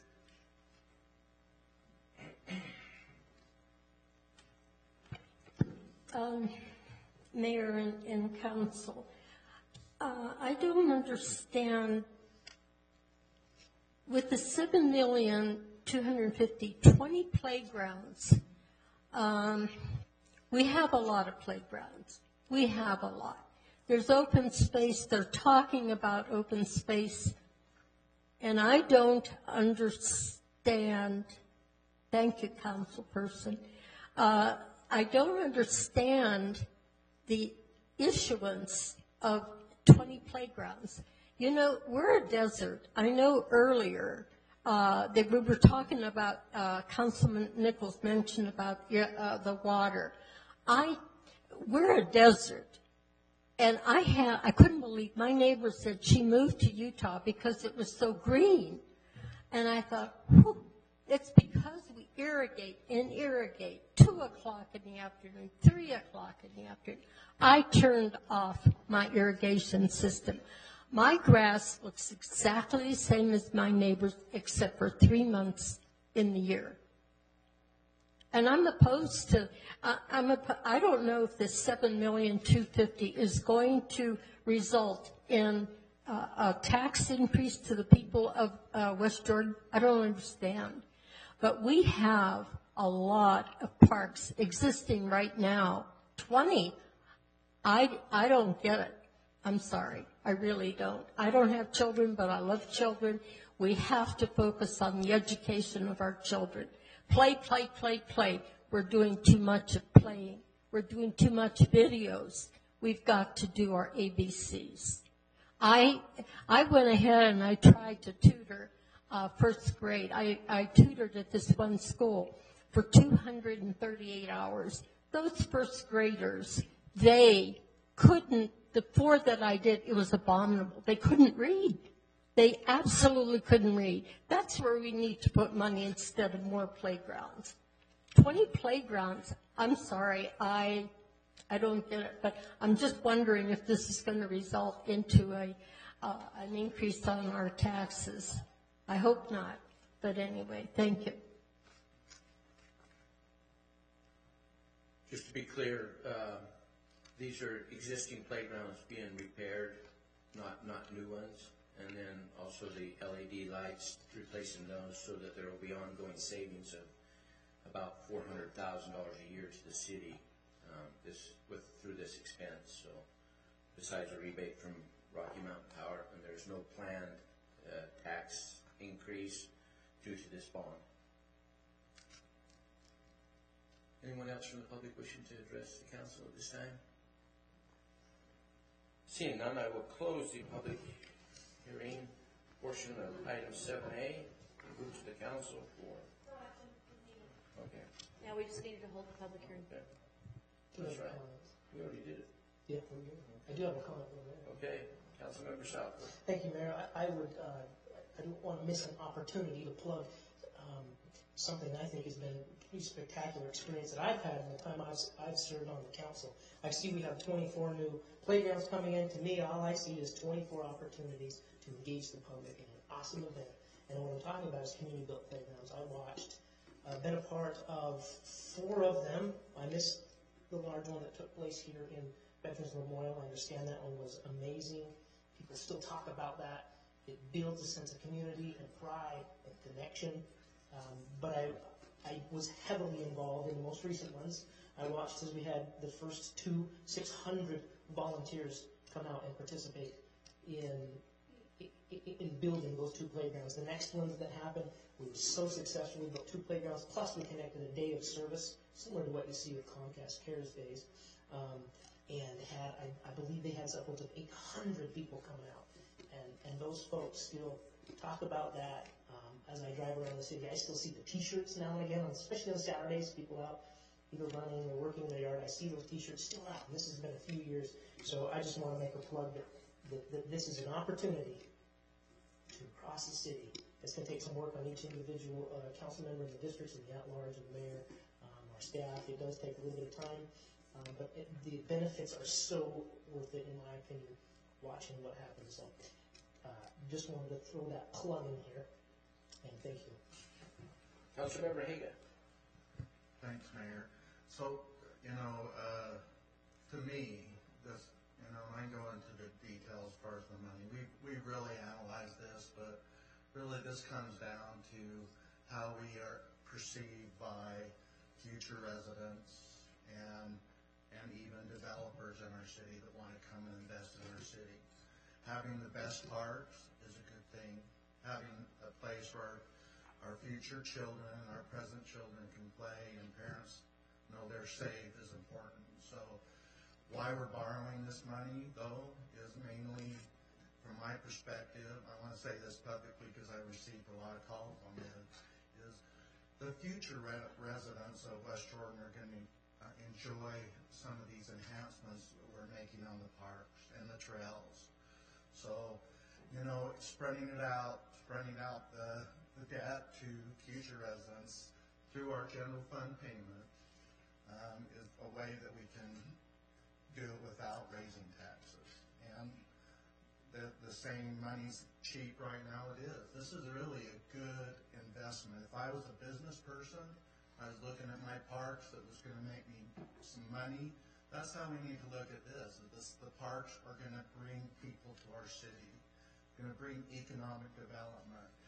LED lights, the same difference. We're gonna save money. I'm gonna project that we're gonna actually see a cash positive coming back once we replace the 5,045 poles. Why I remember these numbers, I don't know, but that'll be a instant savings right there in our general fund. So this is money that we're gonna invest, and it's gonna pay back to us. So that's my comment on this, and mainly to the public that have called me and emailed me. Thanks, Mayor. Councilmember McConaughey. Thank you, Mayor. I'll try to be brief. I had already shared my comments before, but since we're discussing this a little bit further, last time I voiced opposition to this bond, I did not feel that borrowing funds to bring parks up to par was an appropriate use of debt. I still feel the same way, although I do very much support bringing our parks up to where they need to be. From my perspective, money from bonds should be used for longer-term projects, not necessarily to catch up from years of neglect. And I see the need to bring the parks up. I'm glad we're doing that. I still do not support the method that we're using. Thank you. Thank you. Okay, business item 8A, discussion and possible action regarding resolution 15-66, authorizing the mayor to execute a reimbursement agreement for the Jordan Valley TOD subdivision and an expenditure of up to $377,708.24 from the sewer impact fees and $233,279.50 from the sewer user fees to be reimbursed by sewer impact fees at a later time. Dave Murphy. Thank you, Mayor and Council. This proposal in front of you goes to the development agreement that was previously authorized, allowing the developer to come in and recoup 34% of the project expenses. And the issue in front of you is such that the entire amount of impact fees that we have, less what the developer is paying, right now are obligated towards certain projects of which the city is already under obligation for, one of those being the treatment plant bond. So what's happening with this agreement is that the developer, when he builds, will be paying in $377,000 from the project, and that is the impact fee money that is slated in this agreement to go directly back after the project is completed, after the project is fully inspected and operational. And the $233,000 is coming from sewer reserves, so that the developer can be made whole for the entire 34% upfront, and those fees would be recouped. The $233,000 would be recouped by impact fees in the future. The proposal in front of you needs to be done in sequence here as well. The first motion needs to move ahead and be passed before the agreement motion should be done. So, do you have any questions on that? Questions from council? Mayor? Yes. I just want to make clear that in terms of the sequence, that if council does not approve the first motion, the second motion should not go forward. Councilmember Southworth. Thank you, Mayor. I have a motion if we're ready. Motion would be in order. I move to approve an expenditure of up to $377,708.24 from the sewer impact fees and $233,279.50 from sewer user fees to be reimbursed by sewer impact fees at a later time. A motion by Councilmember Southworth and a second by Councilmember Haga. Discussion of the motion? Let's vote.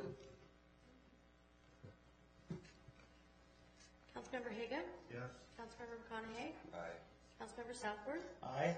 Councilmember Nichols? Yes. Mayor Rawl? Yes. Councilmember Hanson? Yes. The vote passes 6 in favor. Councilmember Southworth. Yes, Mayor and Council, I move to adopt Resolution 15-66. Second. I have a motion by Councilmember Southworth and a second by Councilmember Nichols. Discussion to the motion? Let's vote.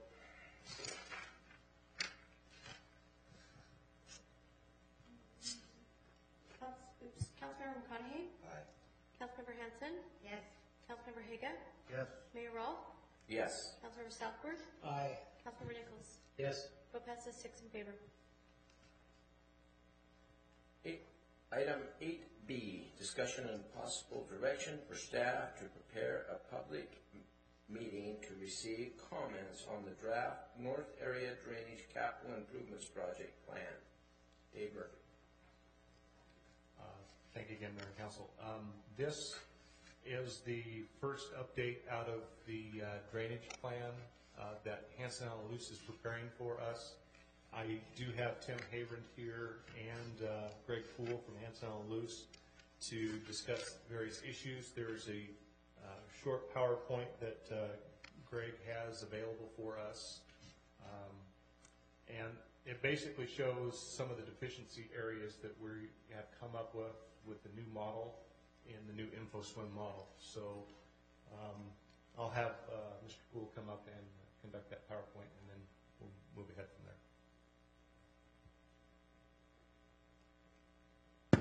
Thank you, Mayor and Council. Appreciate the opportunity to be here, and I very much appreciated the opportunity to work with your city staff on the master plan update.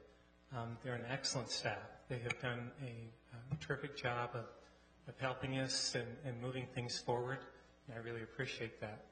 And hopefully the slideshow will come up. Our key objective tonight is to present concerning the North Area, a master plan, proposed master plan for the North Area Storm Drainage Master Plan, and the capital improvement plan associated with that. Probably taking so long because of the aerial behind it. But we'll be up in a moment here. Maybe while I'm waiting for that to come up, I can just describe the North Area. The North Area has over 14 square miles of total tributary area to 70th South by the time you get to the Jordan River. Over 5 square miles of that is actually outside the city, tributary to the city, from other cities and from unincorporated county.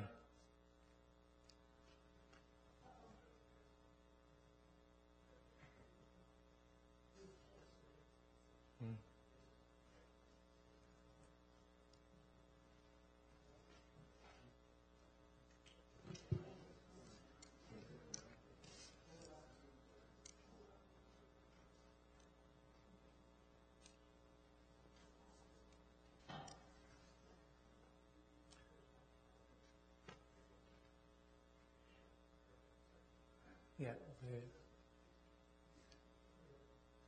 Okay.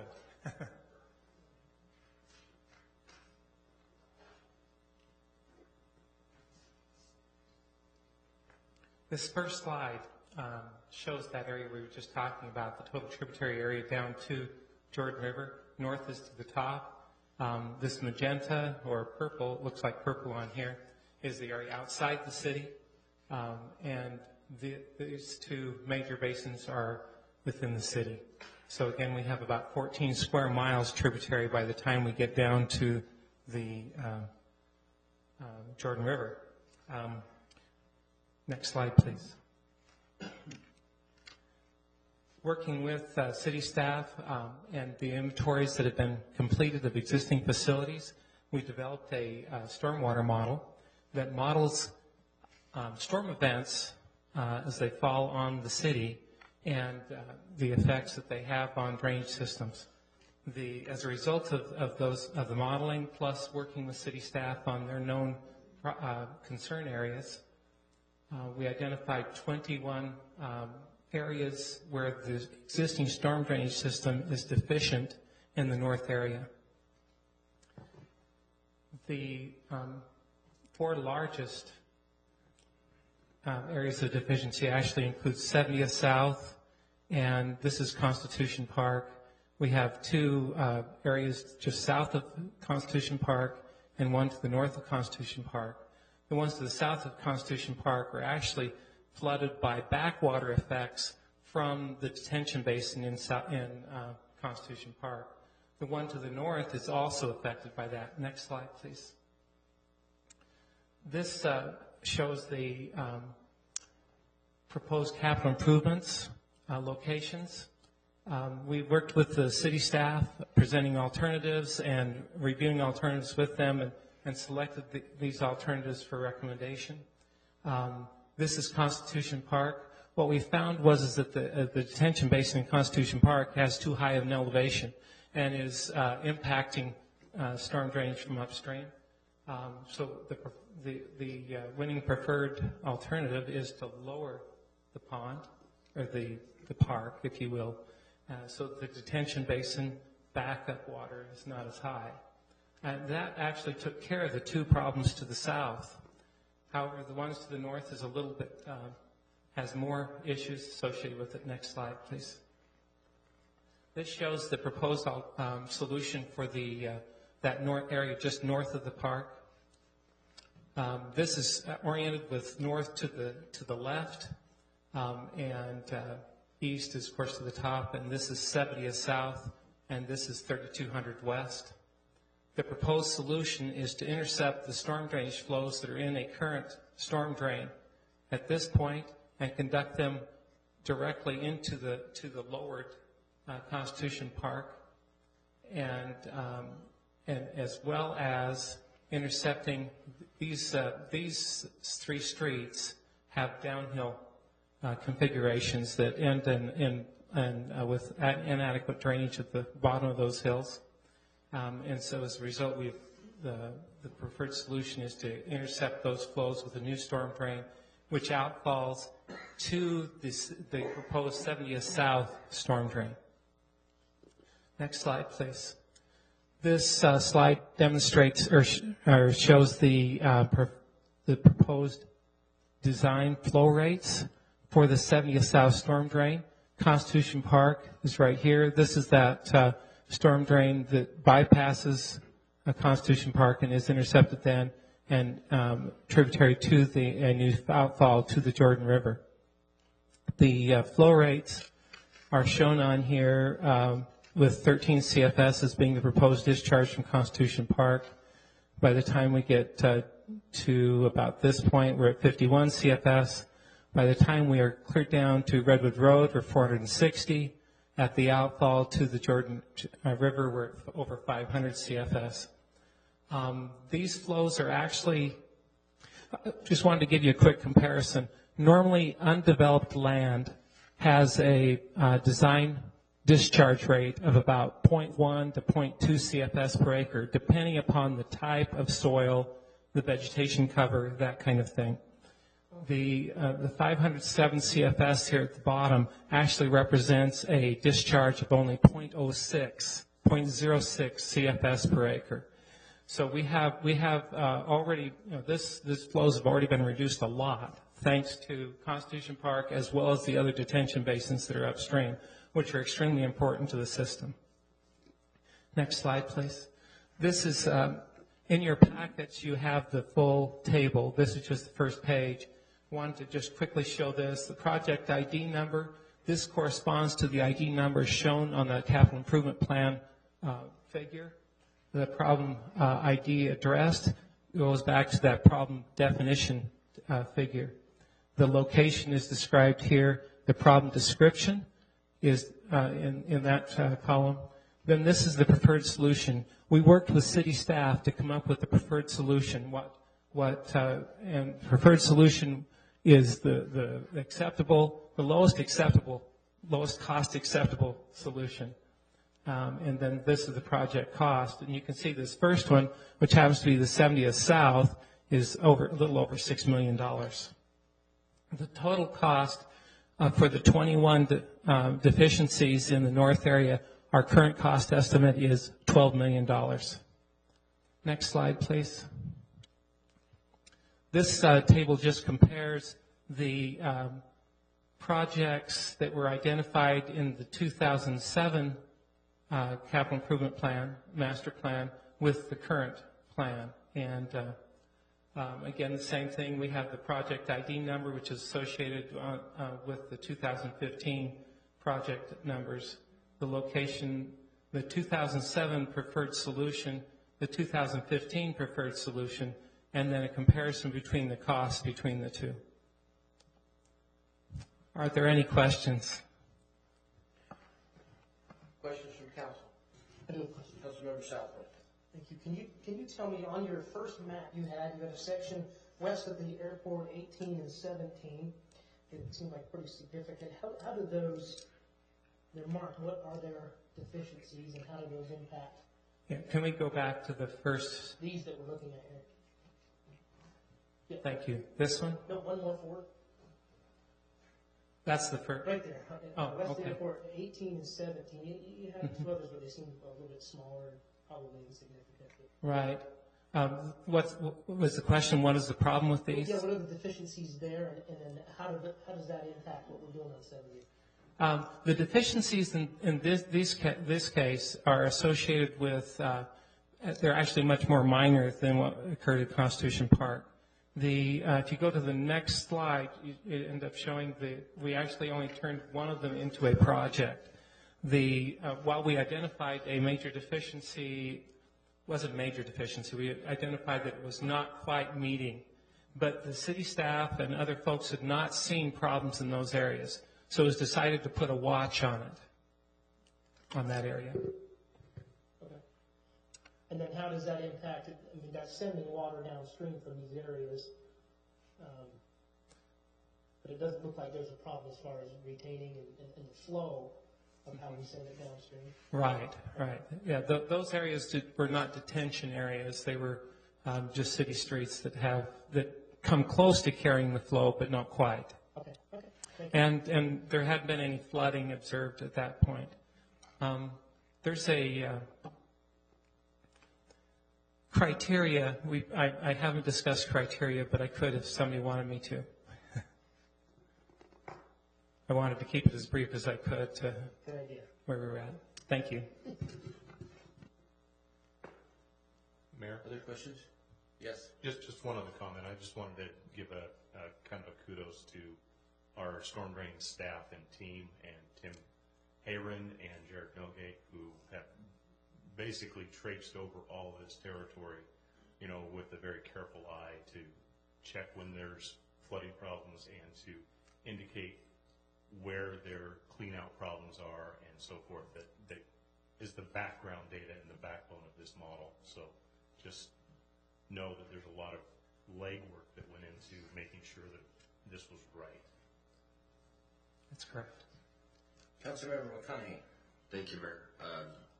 I appreciate Mr. Murphy's comments and want to add my own to that as well. If you go out and you're driving around after storms, you'll frequently see our staff out there, their trucks, they're looking for problems, they're taking care of residents. They've gone so far above and beyond what would just be the expected call of duty. I would ask that my appreciation be relayed back to them as well. I know they've done a lot. And also the folks with Henson Island Lucis, they've been out looking at some of the different areas. A number of my neighbors have engaged them with concerns in our neighborhood, and they've been very cordial, very helpful, and it appears that the things that people have had concerns with are reflected directly in here. So thank you very much. Appreciate it. I just have two questions, Greg. One is the design flow for a 10-year storm event, one 10-year, 1-hour event, or I read in the package that other designs are up to the 100-year event. What is the design flow of the Constitution Park and the storm drain down 70th with the impact? Thank you. Quick question. What we have is, because wherever we have an area where we do not have adequate surface outlet, which happens at the end of those 3 streets. We have to look at or we don't have to, but it was recommended and the city staff agreed that we need to look at a 100-year solution. So we used the 100-year event to analyze this system. We also used a 100-year event for what was tributary to Constitution Park. Now, we let the existing drainage system choke that back.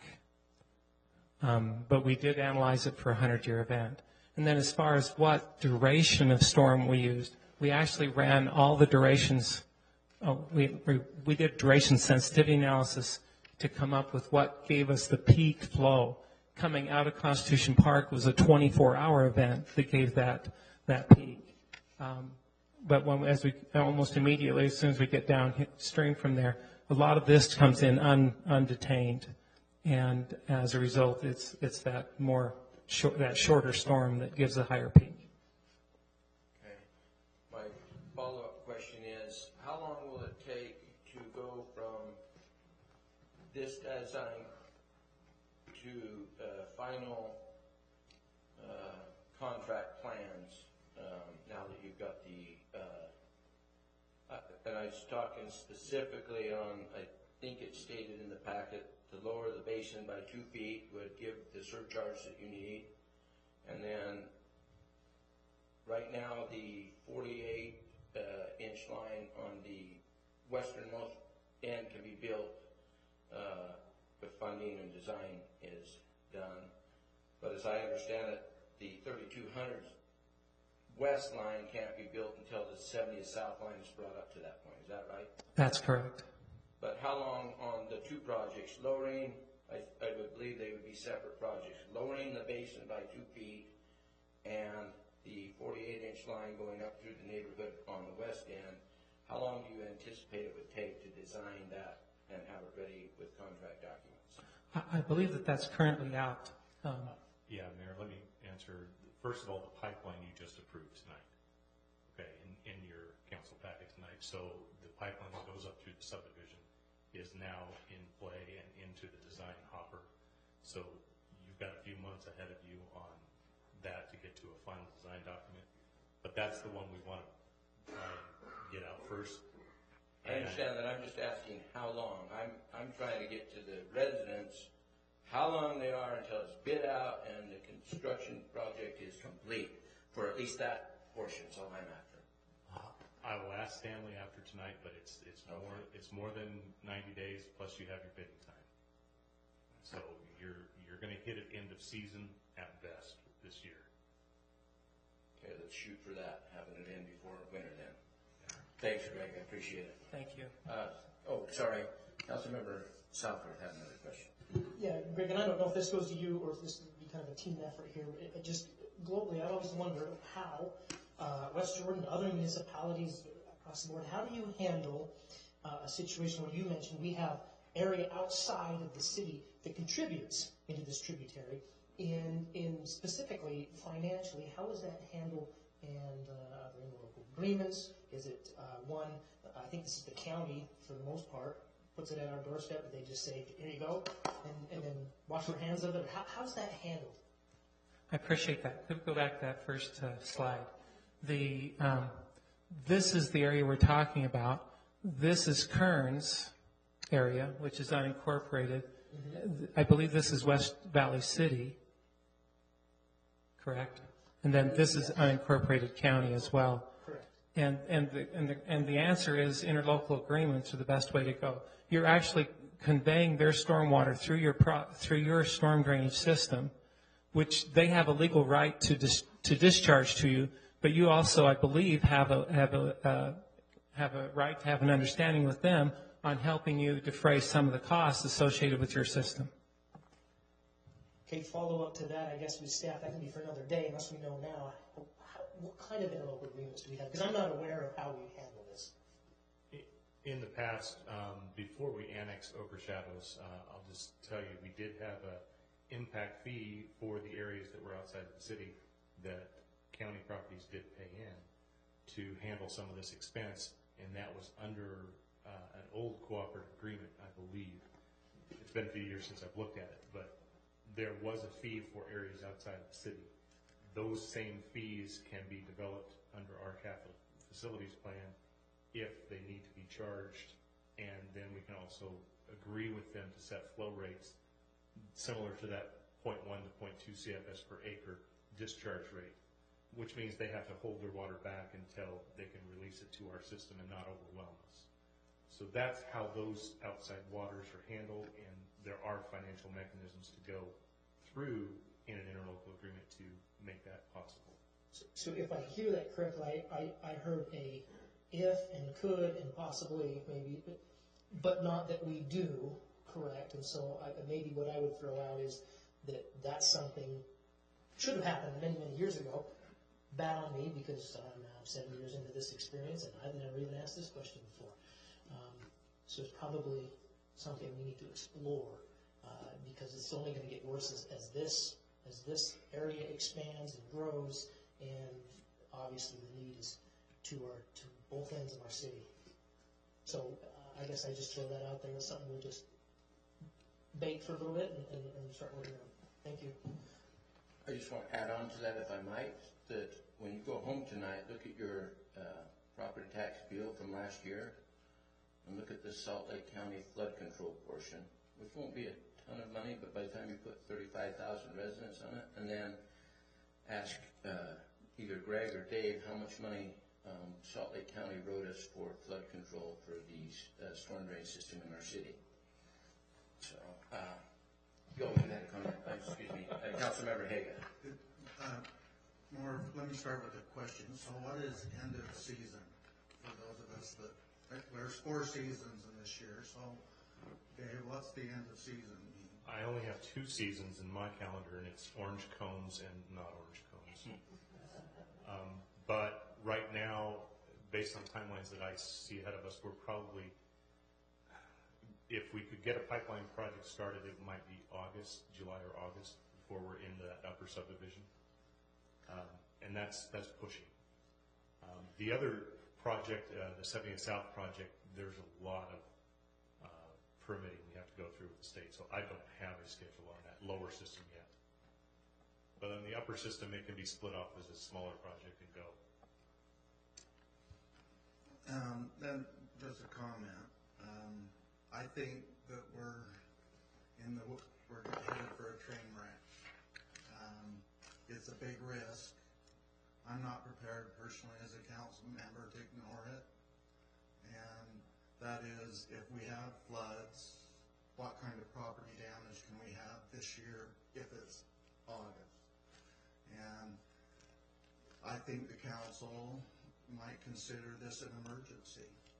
We have people that have property, and from one that, just cleaned up another minor flood, I can't imagine the floods they've been having. It's not acceptable. As their council member, I think we need to step up, and if this can't be done before the season, we need to fund it and make it happen. And that means declaring an emergency perhaps, going to the state, whatever we need to do as a city, in my opinion. Thanks, Mayor. Councilmember Nichols. Thank you, Mayor. First of all, I am very, like it's already been stated, I'm excited to see this. This area particularly around Constitution Park, obviously we're very concerned about. The fact that it's an annual event that happens multiple times each year is obviously of utmost concern. And I wanted to take a moment, I hope you don't mind, Council, it's a little bit self-serving, but I just want to make sure before we go down this plan, I'm just going to bring it up because I'm missing it. Dave knows what I'm going to talk about, but it's Lake Nichols. It talks about this plan being in the north part of the city, and I've always considered my home in the north part of the city. I'm on the north side of 78 South. And I don't see any problem area marked there. And the only reason I bring that up, and it is self-serving, I also have annual events in my yard, and it does flood, and I don't see it marked. And so I was just a little concerned as we go down this road that we're not addressing all, although it's just a home that's being impacted, I'm concerned that we may have several like that through the city. I just want to make sure we're covering all our bases. We are, Councilman Nichols, if I can answer that directly, we're going through a project on 78th right now that is a mill and overlay project, but it's also a storm drain project. Okay. That's going to address some specific concerns for your area. The south half of the city, quote unquote, the reason you weren't included in that north tributary area is because there's topographical problems in locations where there's a high point that splits it between north and south. It's not exactly at 78. Okay. So that's why it's it's turned north. You are the north side, but it's your tributary area actually goes south. Okay, thank you very much. My only concern was that I know if mine was overlooked, I was concerned that maybe there are other areas that might be. So thank you very much. I appreciate that. And if I could conclude with that, we are actually going through now the south half of the city is the next step in this process. And so over the next month or two, you will see the same type of information start to flow out. It is a complete model that we are doing. Very good. Thank you. No other questions? Thanks, Greg. Very good presentation. I've worked with you for many years, and I always enjoy working with you. Thank you. Thank you.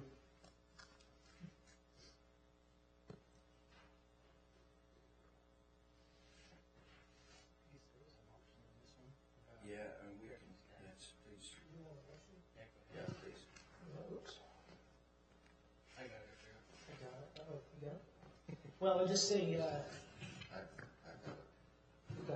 So I would move direct city staff to prepare a public meeting to receive comments on this draft north area drainage capital improvements. I'll keep going. Project plan. There you go. Second.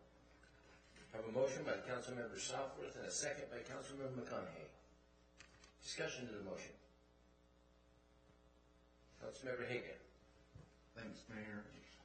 I'm opposed to this just because we're not expressing urgency on this by, this motion.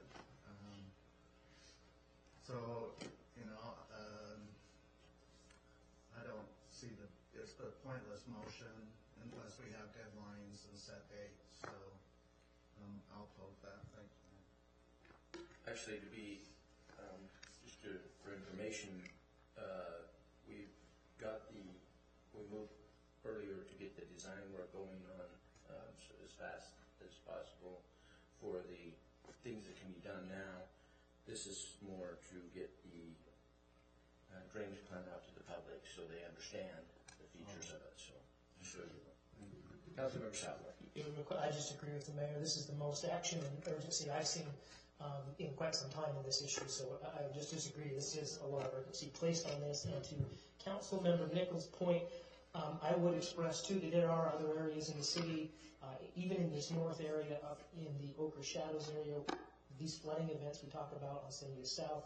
I got phone calls from those areas. It's not as extensive, but it is taking place there as well. And so I just don't want that to get lost in all the attention on one area of the city. There are other areas that have these issues, and I think they're being identified here. I'll have to look more closely just to make sure, but just to put a word out for the whole tributary, that there are other needs that exist as well. Thank you. Let's vote. Mayor Robb? Yes. Councilmember Haga?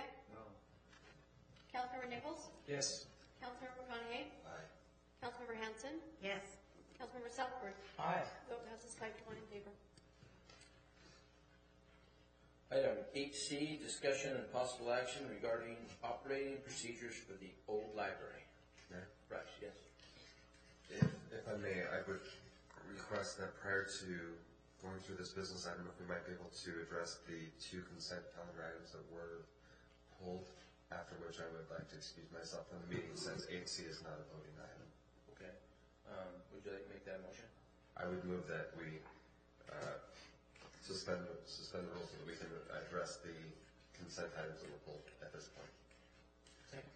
I have a motion by Councilmember McConaughey and a second by Councilmember Nichols. Discussion? Seeing none? Let's vote. Yes. Councilmember Southworth? Aye. Councilmember McConaughey? Aye. Councilmember Hanson? Yes. Councilmember Haga? Is that yes? Yes. Councilmember Nichols? Yes. Mayor Robb? Yes. Vote passes 6 in favor. Okay. Consent item G, approve resolution 15-61, authorizing the mayor to execute amendment number 2 to the professional service agreement with Hanson Allen Luce for additional RPZ design, public education program, and water reuse feasibility study in an amount not to exceed $39,882.70. Yeah, Mayor, Sure. I just want a little more clarification as far as the item, so I'm not opposed to it anyway, but you can elaborate a little more. Dave, you have? Okay. Right now, we are in a secondary water design contract with Hanson Allen Luce. Some of the issues that were brought up during the design cover items like air vacs and very technical items, that go to the serviceability of the pipes that are out there.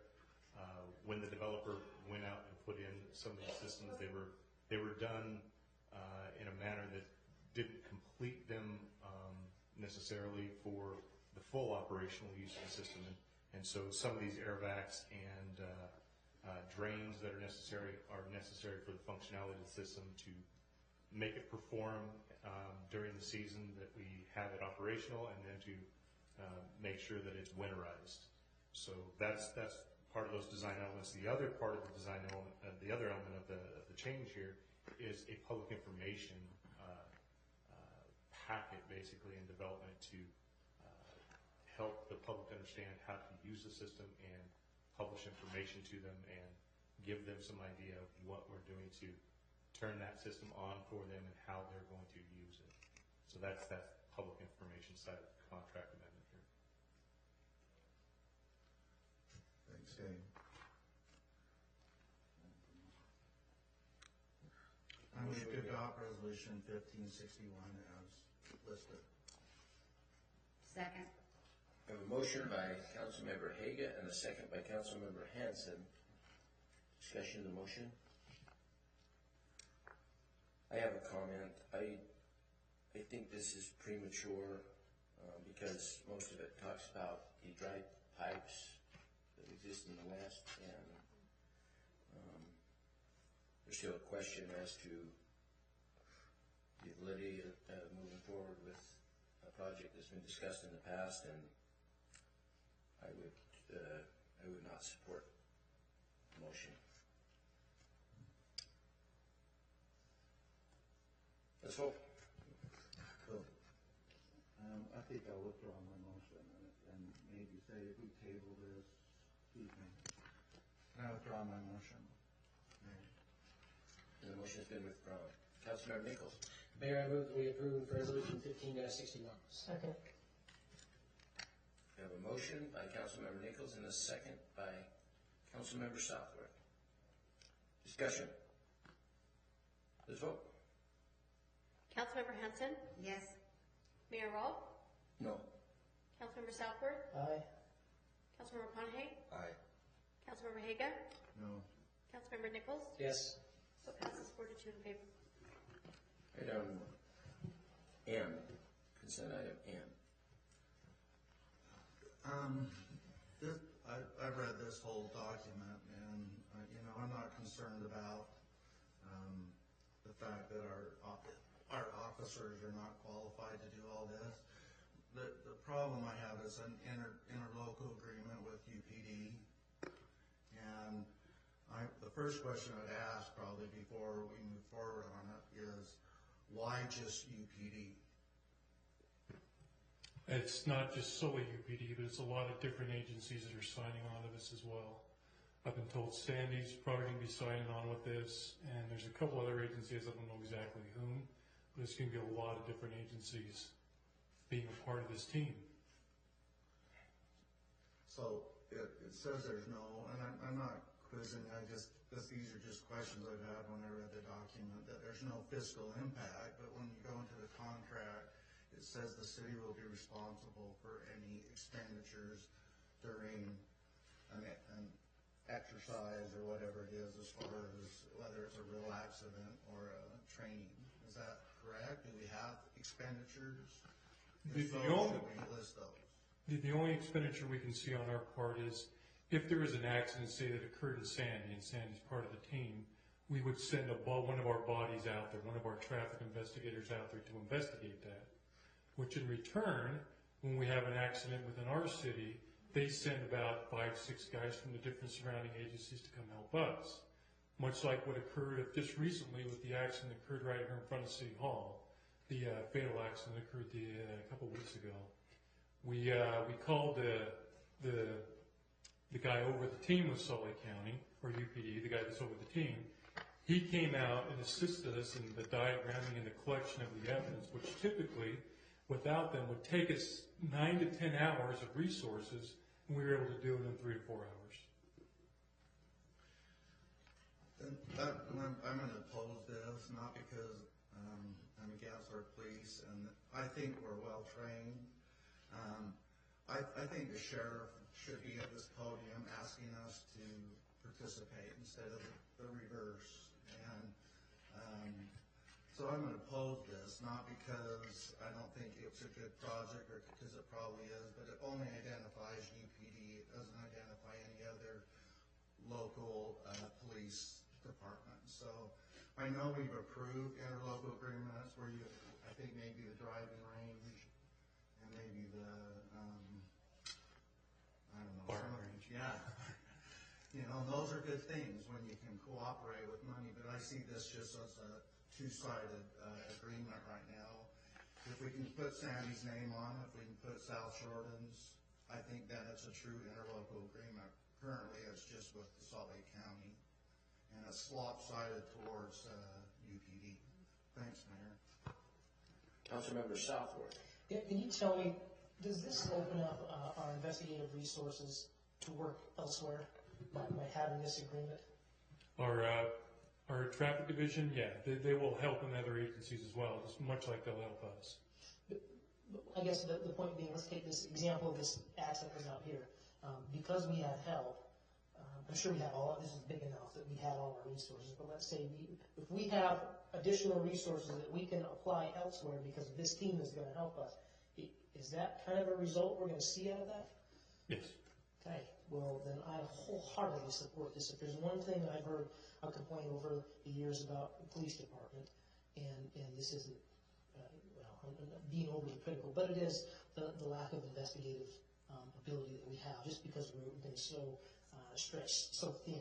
And anything that we can do to help out in that regard, I am supportive of. And with that, I move to approve. Second. We have a motion by Councilmember Southworth and a second by Councilmember Nichols. Discussion of the motion. My light was on just because I said make the motion, but that's fine.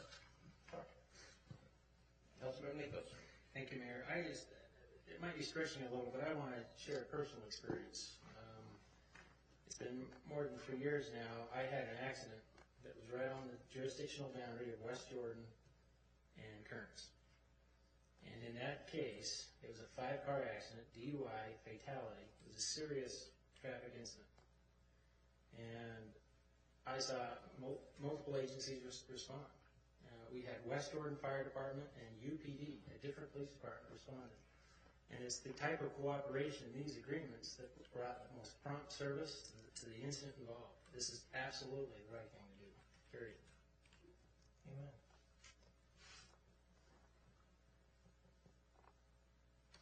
I would disagree with that. I will be voting against the motion. Let's vote. Councilmember Southworth? Aye. Mayor Rao? No. Councilmember Nichols? Yes. Councilmember Hanson? Yes. Councilmember Haga? No. Councilmember McConaughey? Aye. Vote passes 4-2 in favor. You can be excused. Thank you for staying. Get feeling better. Okay, the final item, business item 8C, discussion and possible action regarding operating procedures for the old library. Bryce. Mayor, based on the fact that Jim has done most of the work on this, if it's okay, I'll defer this to him. Thanks, Jim. Mayor, Council, good to be back with you regarding the old library. We did meet with the Arts Council folks, and discussed some of these items regarding the use of the building. And there's a couple of things I wanted to go over with you, kind of give you an update of where we are too, before I really get into the document that was been created regarding the use. Almost all of the safety issues that had been identified out there are corrected. The only two that they're working on right now are some emergency lighting for the right at the entry. The emergency lighting in the building as the main is okay, but they wanted to have some, building safety wanted to have some right outside the building, so if the event the power does go out, these lights will come on. We're taking steps now to repair the carpeting inside so that it's, if you've been in there and look where the shelves were, there's old carpeting, there's areas where there's no carpeting. It's somewhat of a safety hazard. It's a tripping hazard, if you will. We're going to have all that fixed so that it's smooth. It won't match, but it will be smooth. And for what they're doing over there, it's probably going to be as good as we can get it. There's also one thing that we wanted to talk to you about that's kind of noted on this policy, and that's a card reader system. Like we have in this building, we can put a card reader on that door for about $1,700. And what that will do is be able to tell us who went in there. And when I say who, it's because one of the requirements that we have on the policy is they have to pick up the card from the Justice Center next door. And so whoever picks it up obviously signs their name, goes over, scans the card, and we can see what time they came in and who it was. So with that in mind, part of your packet was this use policy, and it talks about the purpose, the reservation, keys, responsibilities, uses, doors, not propping the doors open. And I think one of the main things in there is the responsibilities section of that. The city will provide basic maintenance to the facility, changing light bulbs, fixing leaky faucets, etc. All janitorial work and supplies will be provided by the West Jordan Arts Council. This will include vacuuming, cleaning, disinfecting restrooms, and any other common areas, keeping adequate supplies in the restrooms, etc. So I don't know if, hopefully you've had a chance to read this use policy. We've tried to stay consistent with the facility use policy, but make something a little more specific for this building. So, and one of the other things is that they have to, whoever uses it, would go next door to the Justice Center to pick up a key, or if you approve facility spending $1,700 for that card reader, they would pick that up. And scheduling the building would all go through the same person that schedules the Viridian for the Arts Council, a gal named Jen Crabb.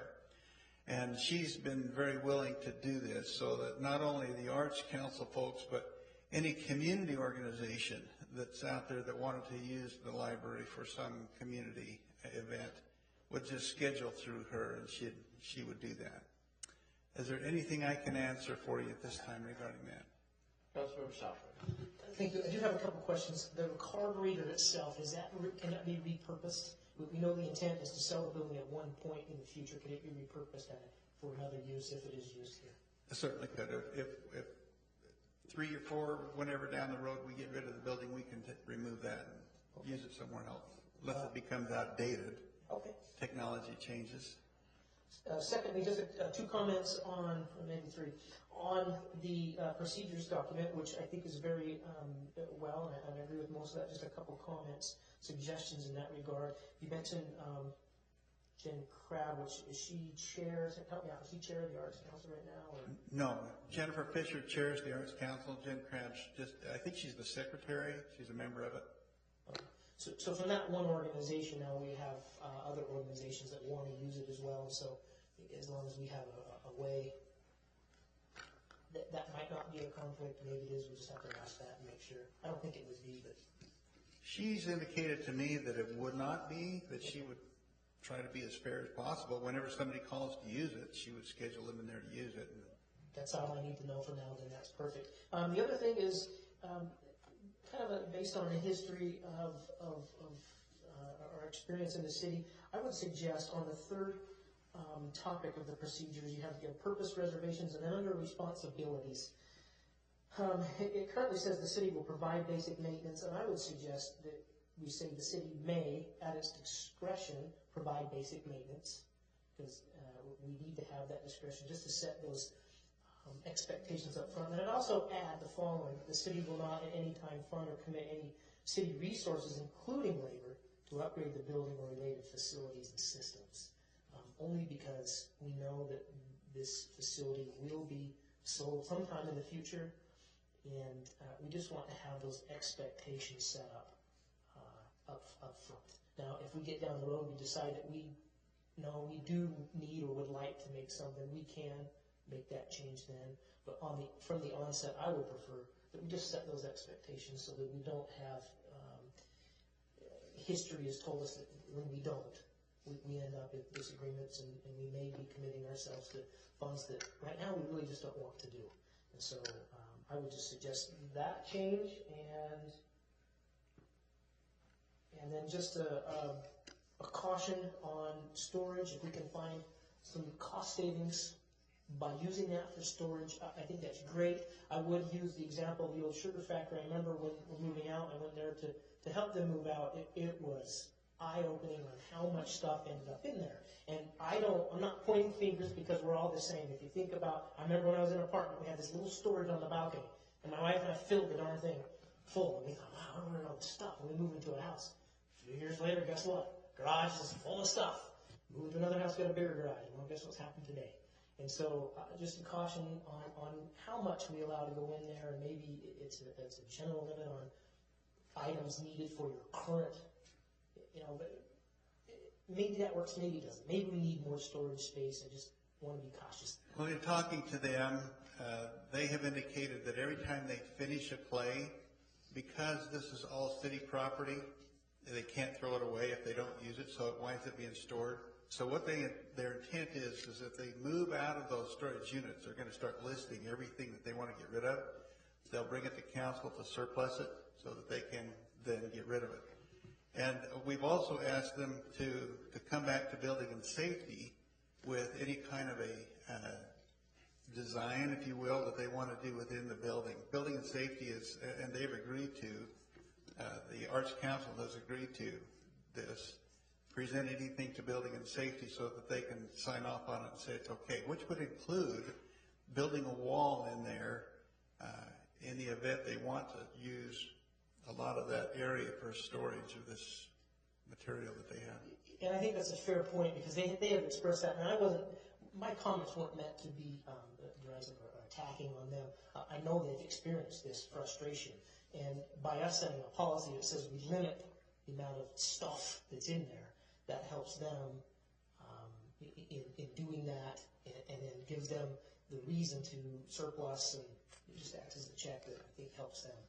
So that's the reason I bring it up. Thank you. Yes.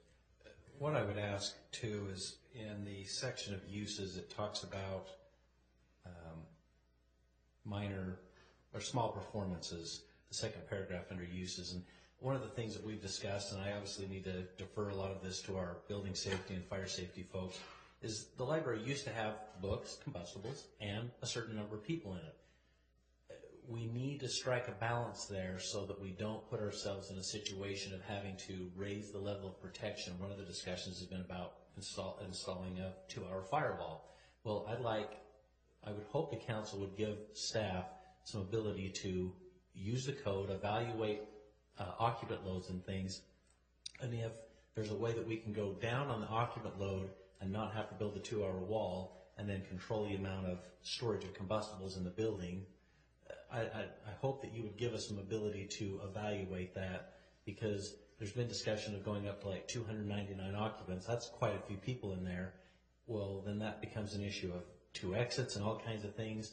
And so there's trade-offs in the code is what I'm trying to say. Can we have some allowance to do some reviewing some of these things, work with folks, and try to keep it so that it's manageable and we're not spending a bunch of money on temporary construction elements like 2-hour firewalls and things that, again, would just, to me, be a waste of money? Are you okay with that? Councilmember Hagan. Yes, Councilmember Hagan. Thanks, Jim, for doing that. First of all, as far as a card reader, absolutely, security and safety is important. And if the police know there's people over there, that's an important thing, I think, for the city. So I'd be a proponent of that, or this. I know you've handwritten it in, but it's also difficult to use those big keys, so. We can't copy those either, which is nice. Moving them around, so. But I have a question. I thought we were gonna use the capital A on this building, that is arts. And you mentioned that we're gonna open it up to other groups. Is that what we decided? I don't know if we decided. That was some of the direction I was given, that this would be open to others in the community that wanted to have a meeting there on a night or something, and maybe they want to have 50 people or 60 people come and hold an event. I was told that would be available to them. If that's what the council wants, I would like to just see a reserve for the arts, cultural arts, which includes, a broad range, or band, we can identify that. But this is also linked to our facility use, correct? That's correct. And that's well defined too. So the only other question is, why are we changing reservation? Is it because we're looking to lose our lien at the end of the year, or? No, it's reservations typically fall under Julie Brown, and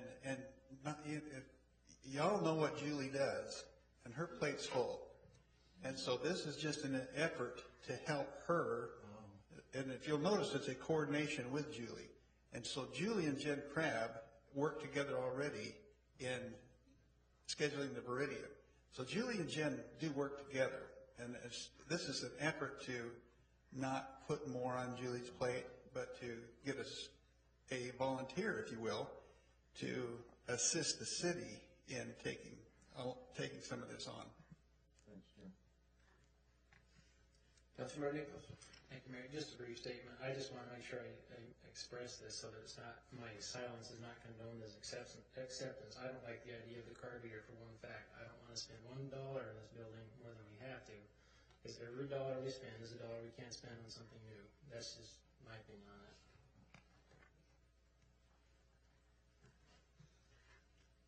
My opinion is we should use the building to the highest and best use we can for all events that can be held there. And I don't want to remodel it at all either, but I do want protection knowing who's going in and out. So I believe that the card reader is a good idea. But let's use it to its highest, best use for all. That saves the money storage, the city money for storage and all other uses it can be used for. So from my standpoint and getting direction from council, especially regarding the card reader, do you need to have a motion and a vote, or? Yeah. All in favor of having a card reader to identify who's using the building? Aye. Aye. Those opposed? No. As long as it can be your purpose, I'm good. Okay, so you got direction to get one. Thank you. Any other clarification you need? Yes. I would just like to clarify that you'll allow the staff to work with them, and if it comes down to issues of being able to maximize storage in the building and maybe reduce the occupant load so that we can avoid having to go buy containers and things like that, you'll allow the staff some latitude to work on that with them. Any opposed to that? Okay. Looks like you got direction. Thank you. Okay, that completes the agenda. Motion to adjourn would be in order. Move to adjourn. I have a motion by Councilmember Haga and a second by Councilmember Hanson. All in favor? Aye. Aye.